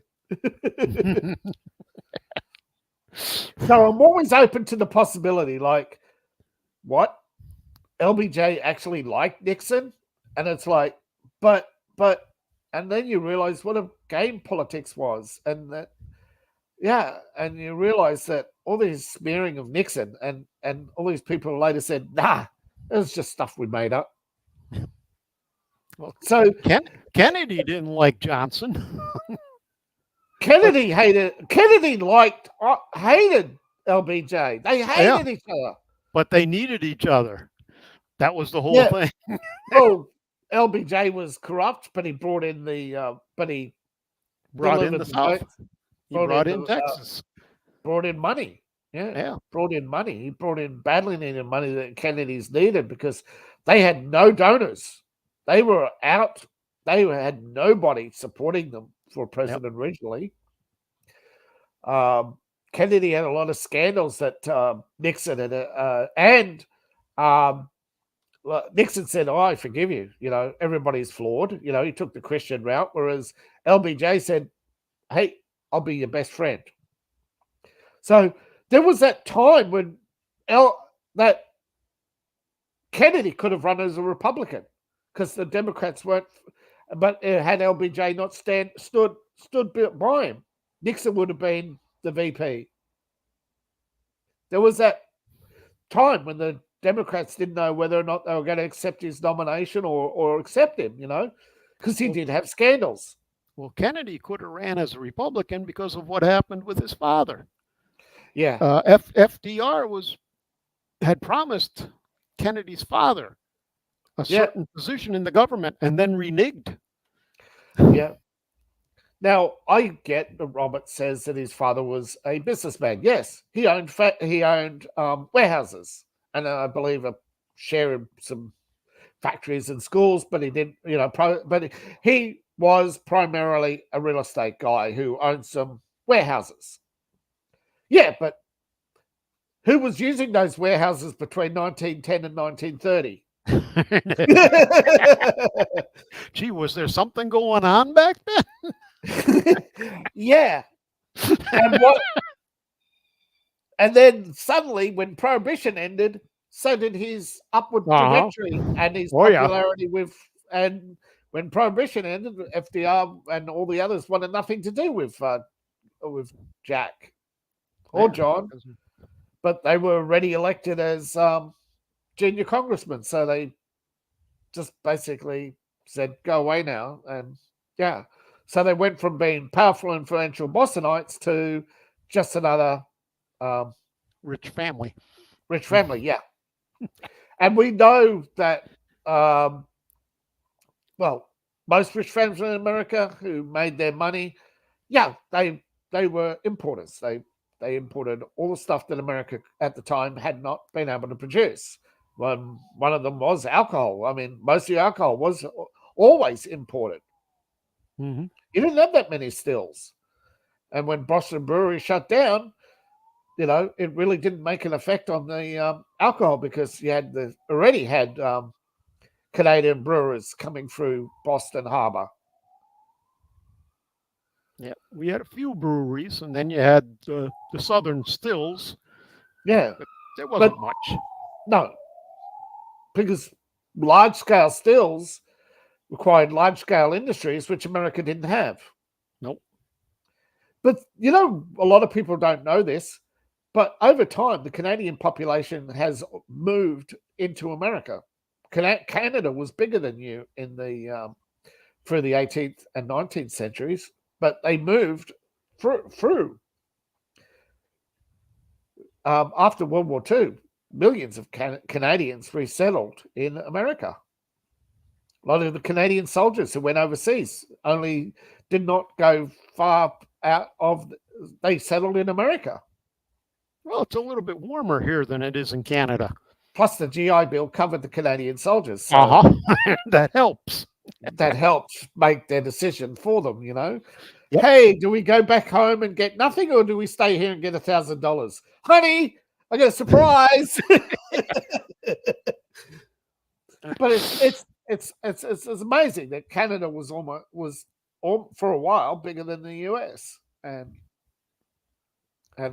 that's why you had with Prohibition, not a difference made because most of America was poor and most of its stuff was imported. But after World War II, you had such a big manufacturing base, you had millions of jobs that had to be filled, but then you didn't have millions of products. So the economy eventually faltered because once you fill that market, there's no expansion. Yeah. Once you fill the market here, then you got to find another market and then another market after that. Yeah. And they created the idea of, fiat currency will actually create the market.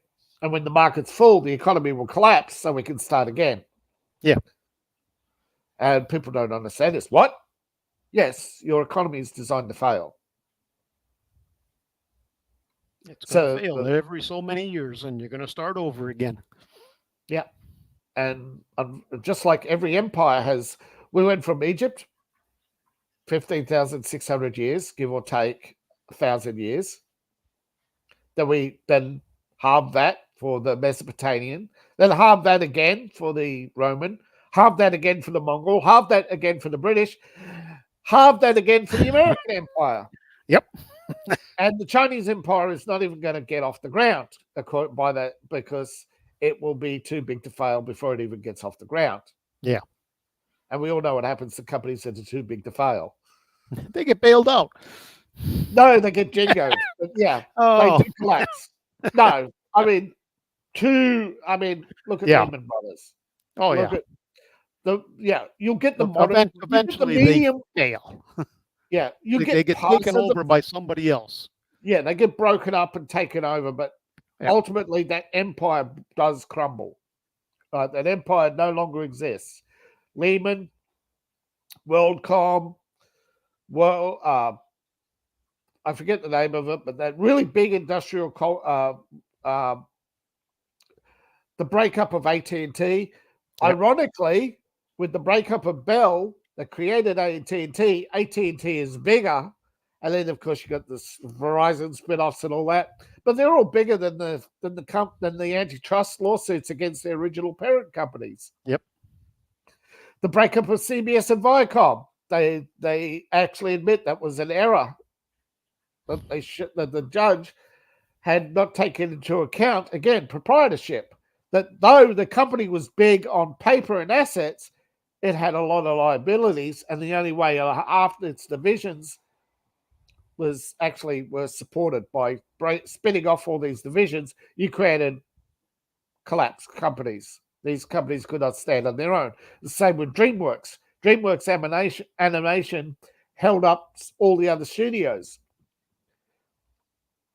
Yes, they produced some great works, but unfortunately, you can create the best movie in the world, but if half your audience is pirating your content, you're not going to make money. No. And it's the same with books. I mean, we're going to face reality that we're going to be pirated. The lots that Amazon, for all its faults and flaws, is going to take more money off us than we make. Yeah. Yep. Then, of course, the tax man's going to take more money off us than we make. And then the cover guy is going to take more, and the editors are going to make more. Everybody makes more than the writer, because until the 19th century, writers were held in high esteem by the public. And until the public stops and thinks and support, we all hear about artists' rights. But when they talk about artists' rights, they talk about Mark Ruffalo. I mean, he's got bloody all the money. He's got a union that supports him. We don't have the writers' union doesn't support us. It supports a handful of people who can afford their exorbitant union dues. The only people supporting us are each other. Yeah, often. Look, I'm a flawed individual. People say to me, I support you. And I go, okay, I have a Patreon. Where are you? So, I mean, this is the reality I face, right? This is where if you're a white non-American, you are 80% less likely to sell a book, full stop. 80% less likely to sell a book. Just because you're white, male, and non-American. And that's scary. 80% of book deals go to women. It's almost like somebody looked at the 80-20 rule and said, let's implement this and call it DEI. Where 80%, sure, okay, I get the fact you want a fair system, but the fair system was in place since the 90s, where there were no author photos. There was no mention of race, color, or creed on any book. Yeah. It was all agreed that we would sell the name, that we wouldn't even put authors' names in full, right? You'd put your initials. They would try anything and everything to try and create a system where this was not just Borders, but Amazon and all companies. I remember on Kindle, pick Well, do you remember on Kindle when you had to choose an author's name? You couldn't use your real name. No. That was They took before that I out. started writing. Yeah, they took that out, I think. I'm not sure where they brought it in, but a lot of publishers said, no, that's an arbitrary rule. You can't do that. We've got authors who've been published under their real names for a long. There was a lot of trouble in the early days of Kindle. But they wanted a system where, and then they broke their own rules by creating the Black Authors Club. I'm not trying to discourage new writers. I'm just saying, go in with your eyes wide open, folks. That publishers don't care about you. They want to know what sales you can bring them now. They don't care about originality. They are nostalgia baiting, right? They are favoring women. They are doing everything they can because it's a dying industry. And I hate to say it's a dying industry because it's been killed by Amazon and Amazon themselves are not a profitable company. Yeah. If you took away AWS, Amazon collapses. If you took away their warehousing division, it collapses. If you take away all their cheap Chinese imports, the company collapses. If you take away all its government contracts, they would never have made a profit since 96. And whatever profit they do make is undercut by the fact they have huge debt for all the takeovers and all their failures. But they're underwritten for some reason, where most companies, it's almost like a perpetual bailout, isn't it? Yep. Now, I get it. The government actually needs a distribution of textbooks, and Amazon provides that. But why isn't we subsidizing a company? You don't subsidize. Sure, I like the idea where the disabled are taken care of, the elderly are taken care of, children are taken care of, but not companies. It's a free market. And I understand the concept of a free market. I don't walk around telling you that that everybody has to subscribe to my Patreon because I wrote a book. Yet that's what Amazon does. But they don't do it by coming up to you and saying, you have to subsidize us. No. They send money to politicians and they give work to all the then they get the unions on side by employing all the former post office staff that were put off by UPS. And then they take in all the funds. They get with all the fund managers to put money into their company. So now that everybody has to support Jeff Bezos's expensive lifestyle, and nobody knows that nobody's going to blink. Because heaven forbid Bezos put so much more back into his company to pay for everything. No, he in order to not pay for anything, he deliberately split the company between him and his wife to basically create a huge trust of money so that the company can't touch any of it. Mm-hmm. Now, most people just can't do that when you get divorced, to get divorced on purpose. And this has been done a few times. Now, I'm not saying Trump should get divorced, but I'm saying that there are laws, right? Say he did get divorced. He'd still live with his wife. Jeff Bezos and his wife lived together for how many years after they divorced? I think it was 3. Now, they call it sorting out their assets, right? But I'm just saying, from a pure business point of view, there are business laws that cover divorce that Jeff Bezos and others have exploited in the past. Oh, yeah. To save their companies from bankruptcy or to prevent their huge cash reserves from going back into the company. Well, they take their huge stockpile of shares and go, here you go, buy the company, just here's all the shares over the years and just hand it back to the company. And now the company has to try and figure out who and how to sell them to. And basically, when your company's profits are because you're selling shares, you're in trouble. But these make these are great stories you could put in crime thrillers, but people would go, "Oh, this wouldn't happen. Nobody would ever let this happen." It'll never What? sell.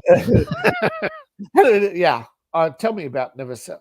Yeah. I hate asking people, but a lot of people have told me.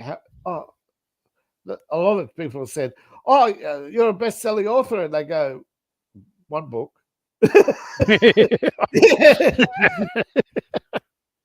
Yeah, and it's like, I understand.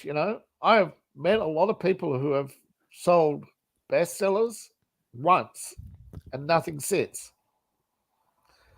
and I do blame the internet. I blame a lot of things for the lack of reading.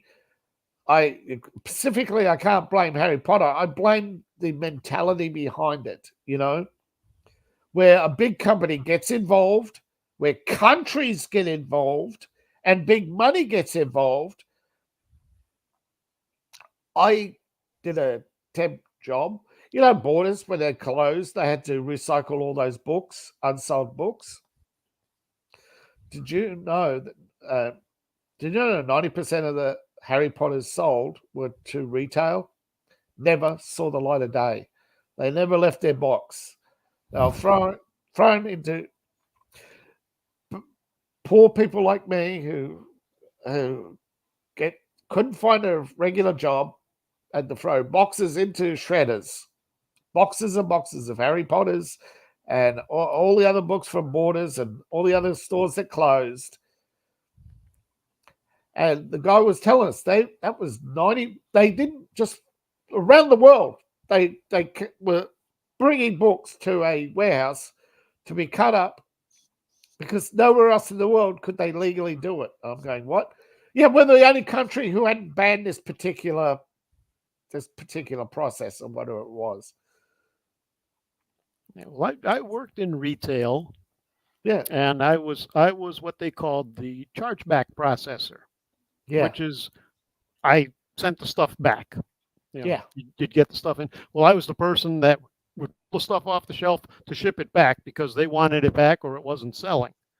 Yeah. And when we did books, paperbacks, you tore the cover off and you threw the book itself into the garbage and you put the cover in the envelope and you sent the cover back. Yeah.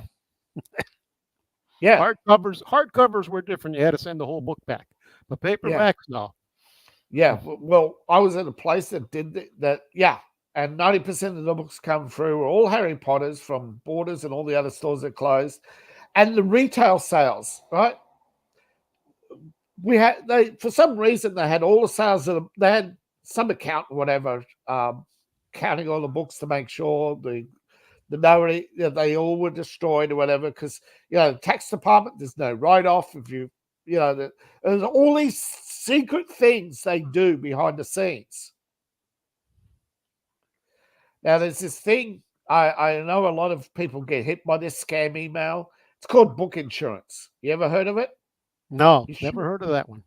Where the publisher puts up a certain amount, ensuring that the retailer will make a minimum amount of money. No, not here. I've never heard of it. Yeah. Well, apparently, a lot of these big publishers, in order to get these books into bookstores, they had to meet a minimum, right? And if the book didn't meet the minimum, the publishers would, because the publishers had to, in the old days, publishers had to pay authors to write, otherwise they wouldn't have the time to write. Well, because they needed, they'd get a real job. Yeah. Well, that's why a lot of them were reporters, because the wannabe writers ended up being the ones who ended up writing the single bestsellers, where the Hemingways of the world, who had retired and had all the time in the world, could polish their books, and then you had the people in between, like Joan Collins, who could just pump them out. Yeah, and she pumped out dozens of them. Yeah, so, but the publishers, if they didn't get the minimum sales, what they do, they destroy the books. The government audits the destruction of these books, right? And then what they have it is like a book insurance claim where the adjusters would go through, right, and say so much has to be, the publisher gets this much to write off, the the distributor gets this much to write off, and the retailers have to carry the rest of the loss, like 6%. So a lot of the stuff you're sending back, you may only get you don't get the full price back. Mm-hmm. But here's the problem though: it's based on the retail price. So they're all bilking the taxpayer for millions of dollars every year. That's how the publishing industry survived for a long time. But when they had when the tax system changed, I think that was 2014, wasn't it? Or 2012? I forget. When the tax system changed, they changed from retail to wholesale. Because people realized what a huge... Basically, the taxpayers were underwriting profits, and that didn't sit with a lot of people. And they didn't make a profit. But a lot of industries collapsed because they relied on being able to claim such huge losses off their taxes. Oh, yeah. That's a big thing. If you have a business and you have a loss, well, that's one of the first things you put down. I lost this much money this year. Everything goes off of that. I remember when I was doing accounting, there's this company called Sausage. And they wrote into their contract $20 million a year. This was in 1990 through to 2000 and something. They wrote into their contract for the company for $20 million a year. Now, because the auditors had accepted that without looking, well, they had only sold $48 million in that 20-year period. Total. $48 million in their product. Now, these were... It's ridiculous, but the loss had to be carried, and they got their $20 million in the end, and all the investors lost everything, because nobody had stopped to think, well, are they selling? Are they making?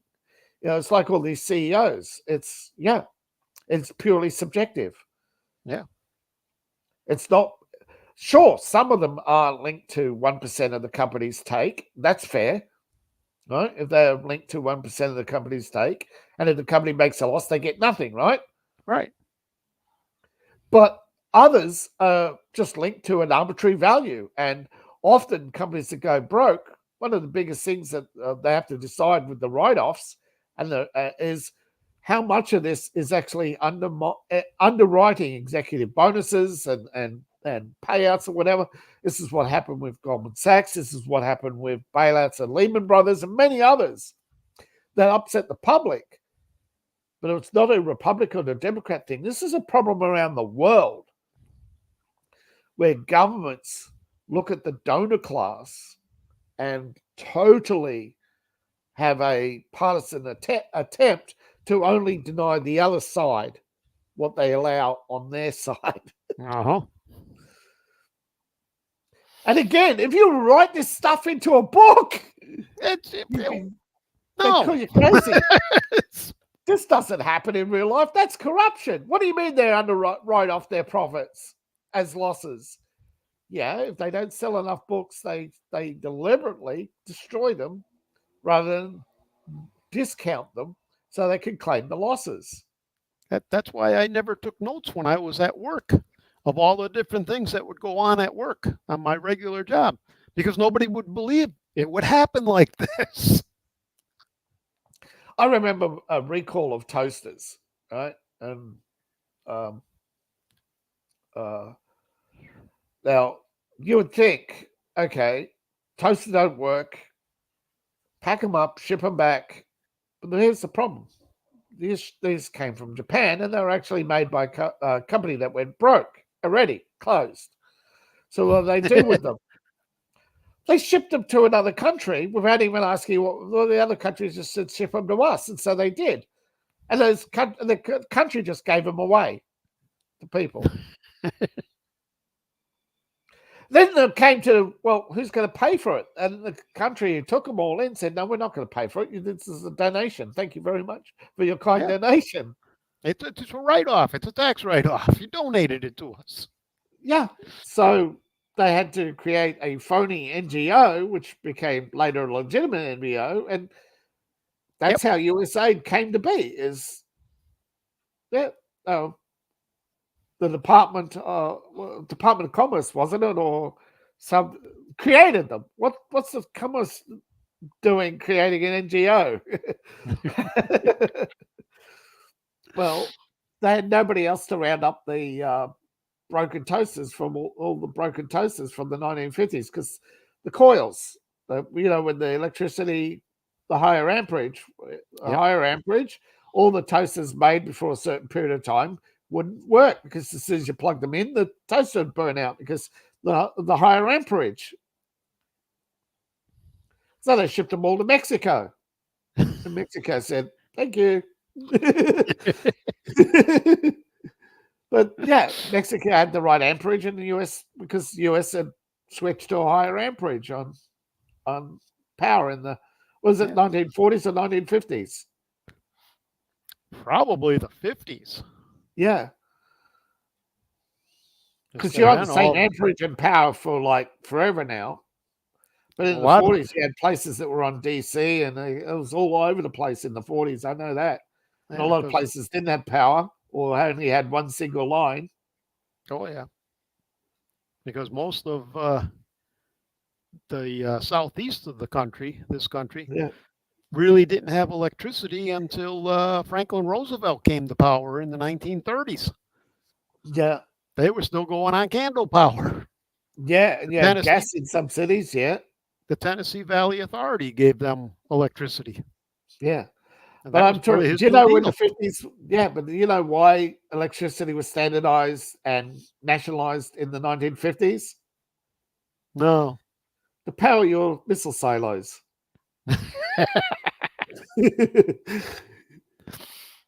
Wasn't the kindness of their heart. We're going to get everybody on the same system somehow, so it might as well be because of the military. Gosh, we've had such a great conversation. Can I ask you the last couple of questions now? Sure. There's more? Yeah. What advice would you give to a new writer? Don't give up. Nah. Don't give up. I came into this when I started writing again in 2019, and then I started going on to Kindle with my publications, I came into it knowing I'm not going to get rich. I'm not going to make a ton of money off this. If I could money, what's that? If I can make $10 to $15 a month, I'm happy. Yeah. But I'm very aware that I'm not going to make a ton of money, and I'm not going to be famous. So that's the best advice you can give. You're not going to make money. You're not going to be famous unless you have a lot of luck. Yeah, a lot. I've said this on a lot of my videos. Getting rich is a lottery, it's not your skill, it's not your skill. I'm sorry, Elon, it's not your skill, bro. I'm sorry. I've met lots of people like you, Elon. I really have. I haven't told a lot of people this. My father was one of the first in Australia working on the electric car. Oh. My father was an engineer, but he wasn't given a degree. He was given a certificate of engineering. So he couldn't join the engineering fraternity, which ruled but the government at the time, he had a job for a junior minister known then as John Howard, who later became Prime Minister and forgot my father's name very instantly. But as a lot of people did. But my father was working on the electric car, and he was it was called the Productivity Commission. It was an informal thing, government think tank stuff mostly. But I met a lot of people, and we had lots of discussions about all these problems about, heat and energy loss. And I really didn't believe. I really got caught up in the science at the time. But later we learned, and my father already passed away, and I'm sorry, Dad, but had I known a lot of the stuff then, I would have told you to keep going. Because a lot of stuff was being denied to us. We weren't given half the technology or half the information that we needed. This was a whole project set up to fail by the government. It really was. And my father, God bless him, he really tried. He really believed in the electric car. But he didn't pay the right people, I guess. Probably. Because you look at the electric car industry, it is a mess of corruption. Yep. It and is Elon's so not corrupt. helping. No. And this is, I know from my personal experience that we were denied technologies such as the liquefied gigabattery, which people still today don't know about. Now, I don't know which company owns it, but a university in Newcastle created this battery, right? And it's called the gigabattery for a reason. It's the first battery to store a gigawatt. And but its problem was it was liquid, according to government, and its weight. But we never saw that battery. We never got to test that battery. We had to work off the same handbooks year after year after year without any updates from scientific, no scientific updates whatsoever. We were denied so much information. And eventually you're just going to hit a wall. We were denied use of carbon fiber because it contained oil. We were denied a lot of products because they were either hydrogen or carbon based. Imagine trying to work with materials without either hydrogen or carbon in it. Uh-huh. The two most prolific chemicals. You're working with sticks and stones. Yeah, we're making wooden electric cars, folks, and I kid you not, that's what we came down to. And that's when he gave up. Then he realized that they didn't want this to succeed. No. They weren't even funding us in the end. My dad had to go out and get a job because they just cut funding one day for no reason. And then kept asking him to consult, but then they wouldn't pay him consultancy fees. We know they were working on the second project because they were always taking notes and never coming back with anything for us. My dad had invented an underwater scuba torpedo device in the 1960s. That was taken and disappeared. Never seen the sort of light of day. I invented a vertical standing power generator. Then in 1996, my government decided to bankrupt me and took it. And they deleted the patent after 10 years. They deleted the patent application. And conveniently, they'd taken all my paperwork, and the bankruptcy guys said it was sold to the bankruptcy firm was taken over, and all the paperwork had gone. What paperwork? Uh-huh. No, there's no patent or intellectual property. Oh, there's a video game you made. And I said, yeah, where's this little source code? Oh, deleted. They deleted and sold your computer. Everything. It's like years of work down the toilet. You could sold it for more than I was allegedly bankrupted for, But only the government could take $42,000, turn it into $84,000, and then add interest in a short period of time to make it $300,000. Because then they double that, because they add interest and then double the penalties. Oh. And plus add $100,000 fine for good measure. And that's per incident of. So my wife not filing taxes cost me everything. And she left me, of course. So, there's two sins in this world. not paying your taxes, and the other one's getting caught.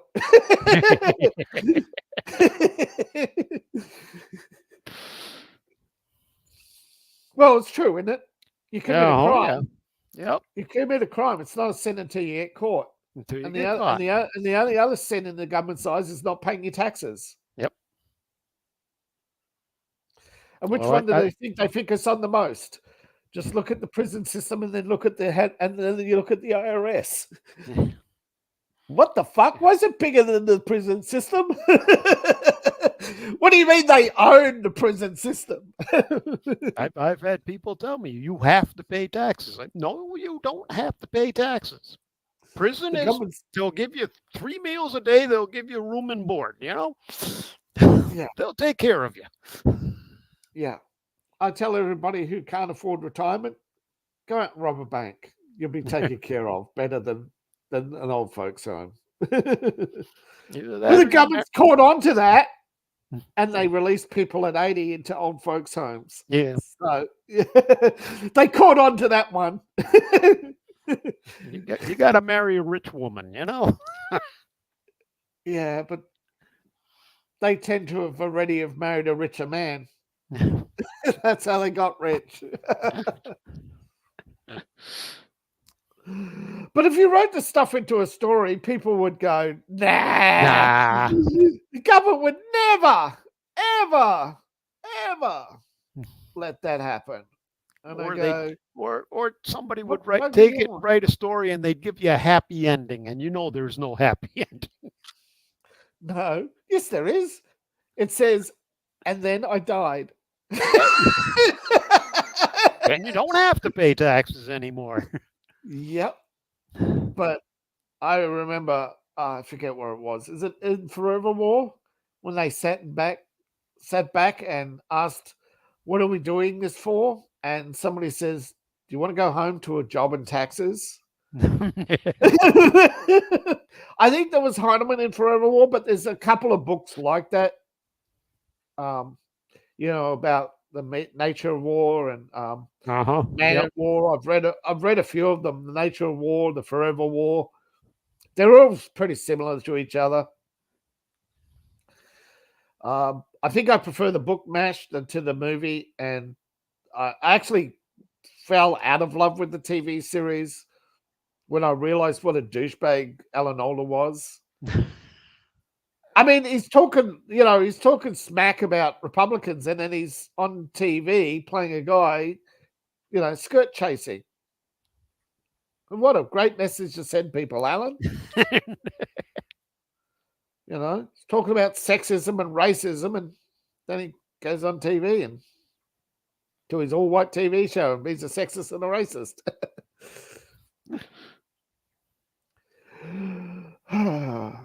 Anyhow, how do you deal with stress?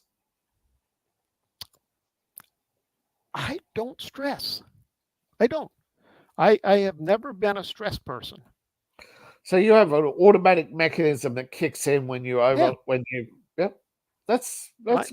My wife will worry about everything. Oh, there you go. I've never worried about anything. It's just the way I am. I never worried. There's two types of stress. One is worry, one is motivation. And you seem to have dealt with both quite simply with a philosophical point of view that I would call why worry. I used to tell people years ago, this is going back like 30 years, I don't worry. I let the people in the front office worry. That's what they're paid for. Yeah. No, but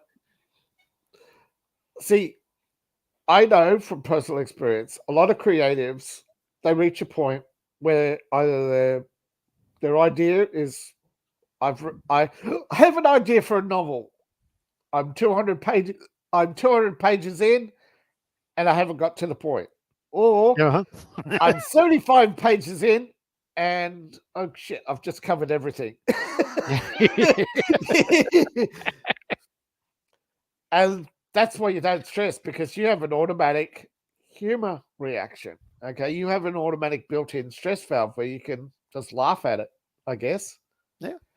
Now, I think that can be trained. I think if more people took the why worry whether or not I get, yes, you can worry about some things, but worry about your mother's health, worry about your own health, worry about doing the right thing. I think those are good things, but stressing over whether or not you're going to sell 1 million books, I'm sorry, but most bestsellers only sell 10,000 copies of a book.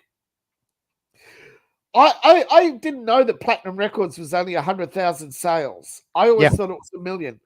No, that was in the 1940s. That's way back. That changed the 1970s, I believe. Or 60s, actually. It was 1960 when the Payola Payola, they needed only 10,000 radio plays to, and they counted those as record sales. Because every time, because every that's why they get 10, because remember when they measured a radio play, it wasn't how many times it was played, it was how many stations played, because every station was separately owned. That was a record. Yeah. So that's how they lowered the platinum standard to add public sales. But most of their sales and how they existed was selling to, and a lot of artists, they would say, look, record sales suck, okay? You're only getting a penny to the dollar. Go out and play a nightclub.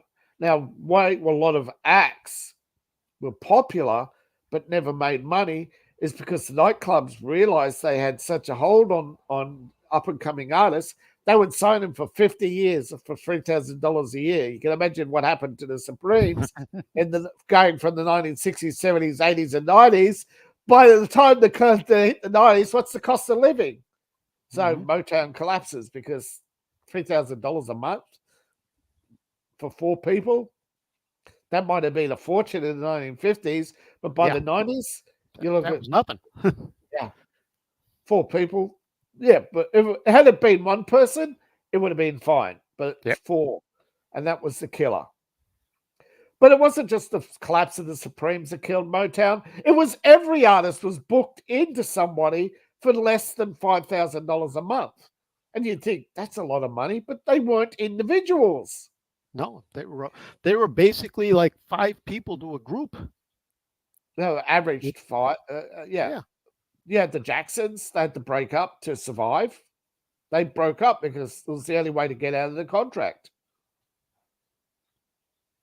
The Temptations broke up to Turner and Ike. They created a drama to get out of their contract.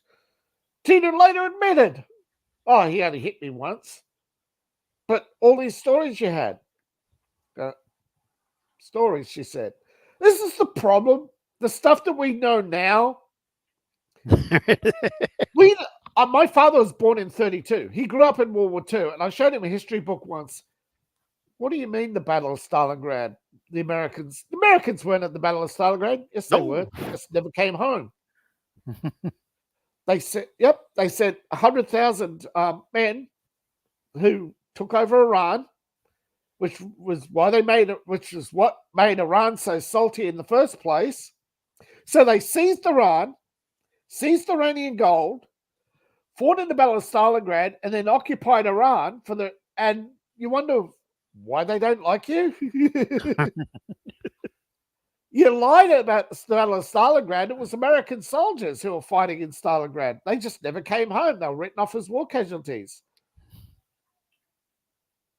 But you could get away with it back then because there was no internet, no Curious TV, and these guys they were just basically too loyal to be anything than a dumb bag of rocks thinking they were living in the desert paradise because they were treated like kings. But it was a false smile, smile because he's the only one with a gun. It's like the gangster in the room who's always thinking he's popular. Yeah, it's because you're the only man in the room with a gun.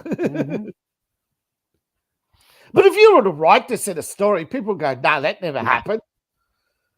But then they made the movie We Were Kings. What? one of the Americans wrote his story about how they took all the gold out of Iran and lived like king. The American army seized all the gold. Three kings. Basically, they became kings of, And because a lot of them were picked because they were Iranian Americans to go there, they stayed. They robbed the country blind. And you did nothing about it. So your Roosevelts and your Trumans and even Eisenhower and others, they just turned all the way through to Carter. Every president turned a blind eye to what was going on. Now, admittedly, they undermined Carter because he took the money off the CIA, but he didn't like what they were doing. And now we know what they were doing. You go, holy shit, Carter wasn't actually, Carter was right.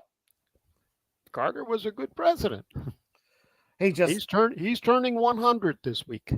But I'm not saying he didn't make mistakes, but I'm saying, it was, Jesus Christ, the CIA.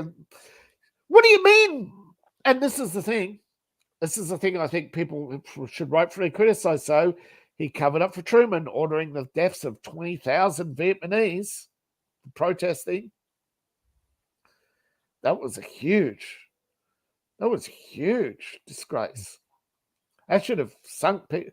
I mean, there are a lot of horrible things out there. I mean, letting the US, the Iranians who went over to Iran to run, because they didn't want to upset the Russians and admit that the American army stopped the Germans in Stalingrad, because they wanted the heroes of.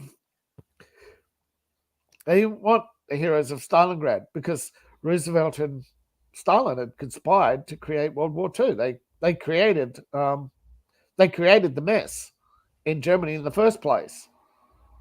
They put the government in place. They knew exactly what they were doing. I remember my trip to Europe. We went to one of the places, and I tell you, it's eerily cold. It is eerily and bitter cold. I think everybody should at least once in their life visit one of those camps to understand what happened. And then you're going to understand how the vile nature of humanity needs to be oppressed. We need oppressors. We really do. Because there are some people who do some horrible things. Yep. Now, Carter wasn't very good on the economy, but he did do a good thing. And everybody should acknowledge that. And that he recognized that the CIA was out of control, needed their budgets cut, and needed to get out of the coup business. So, but to get revenge, they put the Ayatollah Khomeini in power, didn't they? To get revenge. People don't know this, but yes, the CIA put the Ayatollah Khomeini in power, as well as many other dictators around the world. Not to promote America, but to create enemies, so the CIA would have to be a big budget organization. So they could justify their existence. Yes. And to make sure that no president could do a Carter again and cut their budget. And it's scary. I remember stories about how they threatened Reagan and it makes sense. It really does. If you read the whole story, from Oliver North, and you go, what? Oh, yeah, it was a whole bunch of them. A whole bunch of them got together. They just used our names, and we couldn't stop them, National security. They had all the power. Yeah, they still do. Yeah, they threatened Bush. They threatened Cheney threatened Bush. I remember the video just coming out recently of Biden threatening Scott Ritter, who was the weapons inspector at the time of Iraq, saying, no, we know better than you. And it's like, what? I'm the source of information. I'm the one on the ground telling you what Iraq has and has not got. What do you mean you know better than me? Well, it came out later, right? This is 98. Biden was pushing for war. It came out that Senate was sitting on a report about a German chemical company selling all the precursors to all the chemical weapons to Iraq. And they were being bottled up as fertilizer or pesticides. But Iraq, conveniently, the guy in charge of the chemical weapons program was a CIA asset. And he was the one who flipped on Saddam. So instead of the guy actually committing all the war crimes, no, we'll blame it on Saddam. You know, a president is in most countries is just a powerful public figure, right? Yep. But behind closed doors, there's lawyers, bureaucrats, and rules they have to follow. Trump's one of the few presidents who come out and says, I'd love to tell you, but there's rules. At least he said that, because like a lot of people don't know that presidents, there's a lot of things that they can't talk about their presidency beyond what's public release. They could go to jail. Yeah, I can't tell you because of national security. The NSA it runs America, and they run Google, and they run Facebook, and they run Amazon. It's scary how many companies the National Security Agency run. They are DARPA. What do you mean they run Amazon? Well, see, AWS is only 10% of Amazon. The rest of AWS, 90% of AWS is the government servers. And half of that goes to is military. Why don't the military just have their own computers? Well, you see, there's this private-public partnership where the government is not allowed to own too much. I don't know where this rule is. I don't know how it works. But apparently, the government's not allowed to basically compete against private business. So they can't run, operate, or own too many computers, let alone build anything. So they create these companies like Lockheed Martin, etc., and they fund them and then rack up the national debt and then hope that in the next 100 years they'll bring that down. You can now laugh. Now I know what you're saying. Yep. Because if anybody put that in a book, nah. Not happening. I mean, a lot of people attack Fox, but at least Fox News said the quiet part out loud. Eric Adams has been arrested for something that every mayor has done since the beginning of time, except an airline ticket to save money. Every mayor around America right now, you find one who hasn't accepted an airline ticket, even from the government, to travel to DC. Well, I'll tell you something. Yeah. Let me tell you something. We had a congressman years ago, back when I was, a little kid, and he was very powerful. Yeah. And the way they got rid of him was, well, he accepted a couch from a company. Yeah. Which is wow. Yeah. And that's how they took him down. Do you know how Biden got elected? He pointed out that his opposition was over retirement age. But when he was over retirement age, he just refused to step down because he said there's no law. And there was no law then either. But the people there were bought into it. Yep. And that's again, Americans can't be told. There's a difference. You don't know your laws. You don't know how your government works. You don't know what a figurehead the president really is. I could bet you tomorrow, and if Trump was elected and spent all day golfing, every problem would be blamed on him, even though 90% of your economic problems and woes are created by states and individuals operating outside of government's purview with no control over the public. The war in Beirut, the war in all these places. You think American foreign policy can really stop those wars? No, bro, they can't. If you took the money off Zelensky, you think the Ukraine war would stop?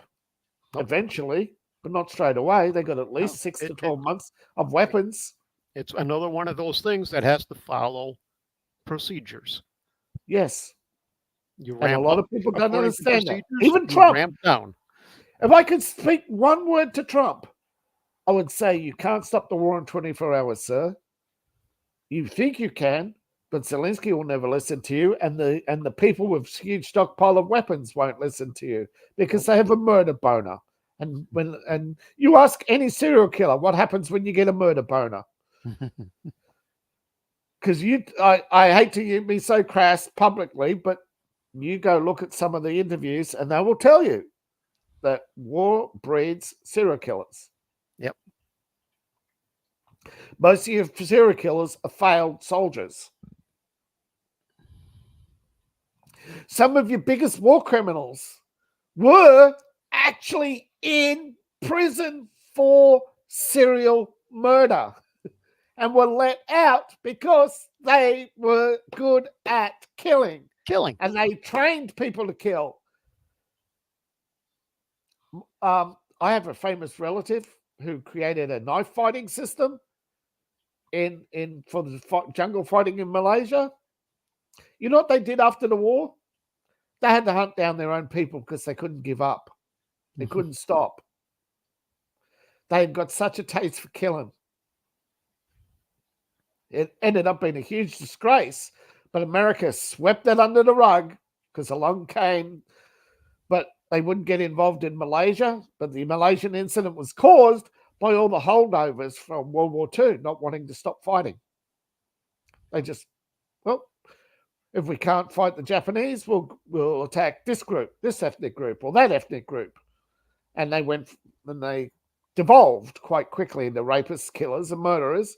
But it wasn't a communist threat. No. It was just basically, well, we have to create something. We have to tell the public something. We can't tell them the truth. So they create these fictional communist-style threats. But it wasn't. It was all the holdovers from World War II. But in Vietnam, what would you say if I told you Ho Chi Minh used to be pro-American until 1958? Yep. What happened? Well, Truman insulted him to his face. And then also refused to aid him with all the problems left over from World War II. Well, not our problem anymore. Well, I told you that a secret treaty was invoked so that America would enter World War II because America voted against the war and yet still went anyway. They just told Congress you got no choice. Yep. Now, why are these treaties secret? Well, allegedly, somebody will take advantage of that. But, bro, the Russians know everything. In 1980, they admitted, when Reagan came in office, Reagan was told, the Russians know everything. And, what do you mean? And he says, well, we have this huge breach. We don't know how, we don't know when, but all our archives have been copied and sent to Russia by mail. And we didn't catch on until they started bragging about it. Yeah. That's why they hate Russia, by the way, because they beat you. They beat you. I'm going to have to cut this short because it's getting late here. I was thinking too. It's an amazing conversation. Can I ask you a last question? Sure, go ahead. What do you like to do when you're not writing?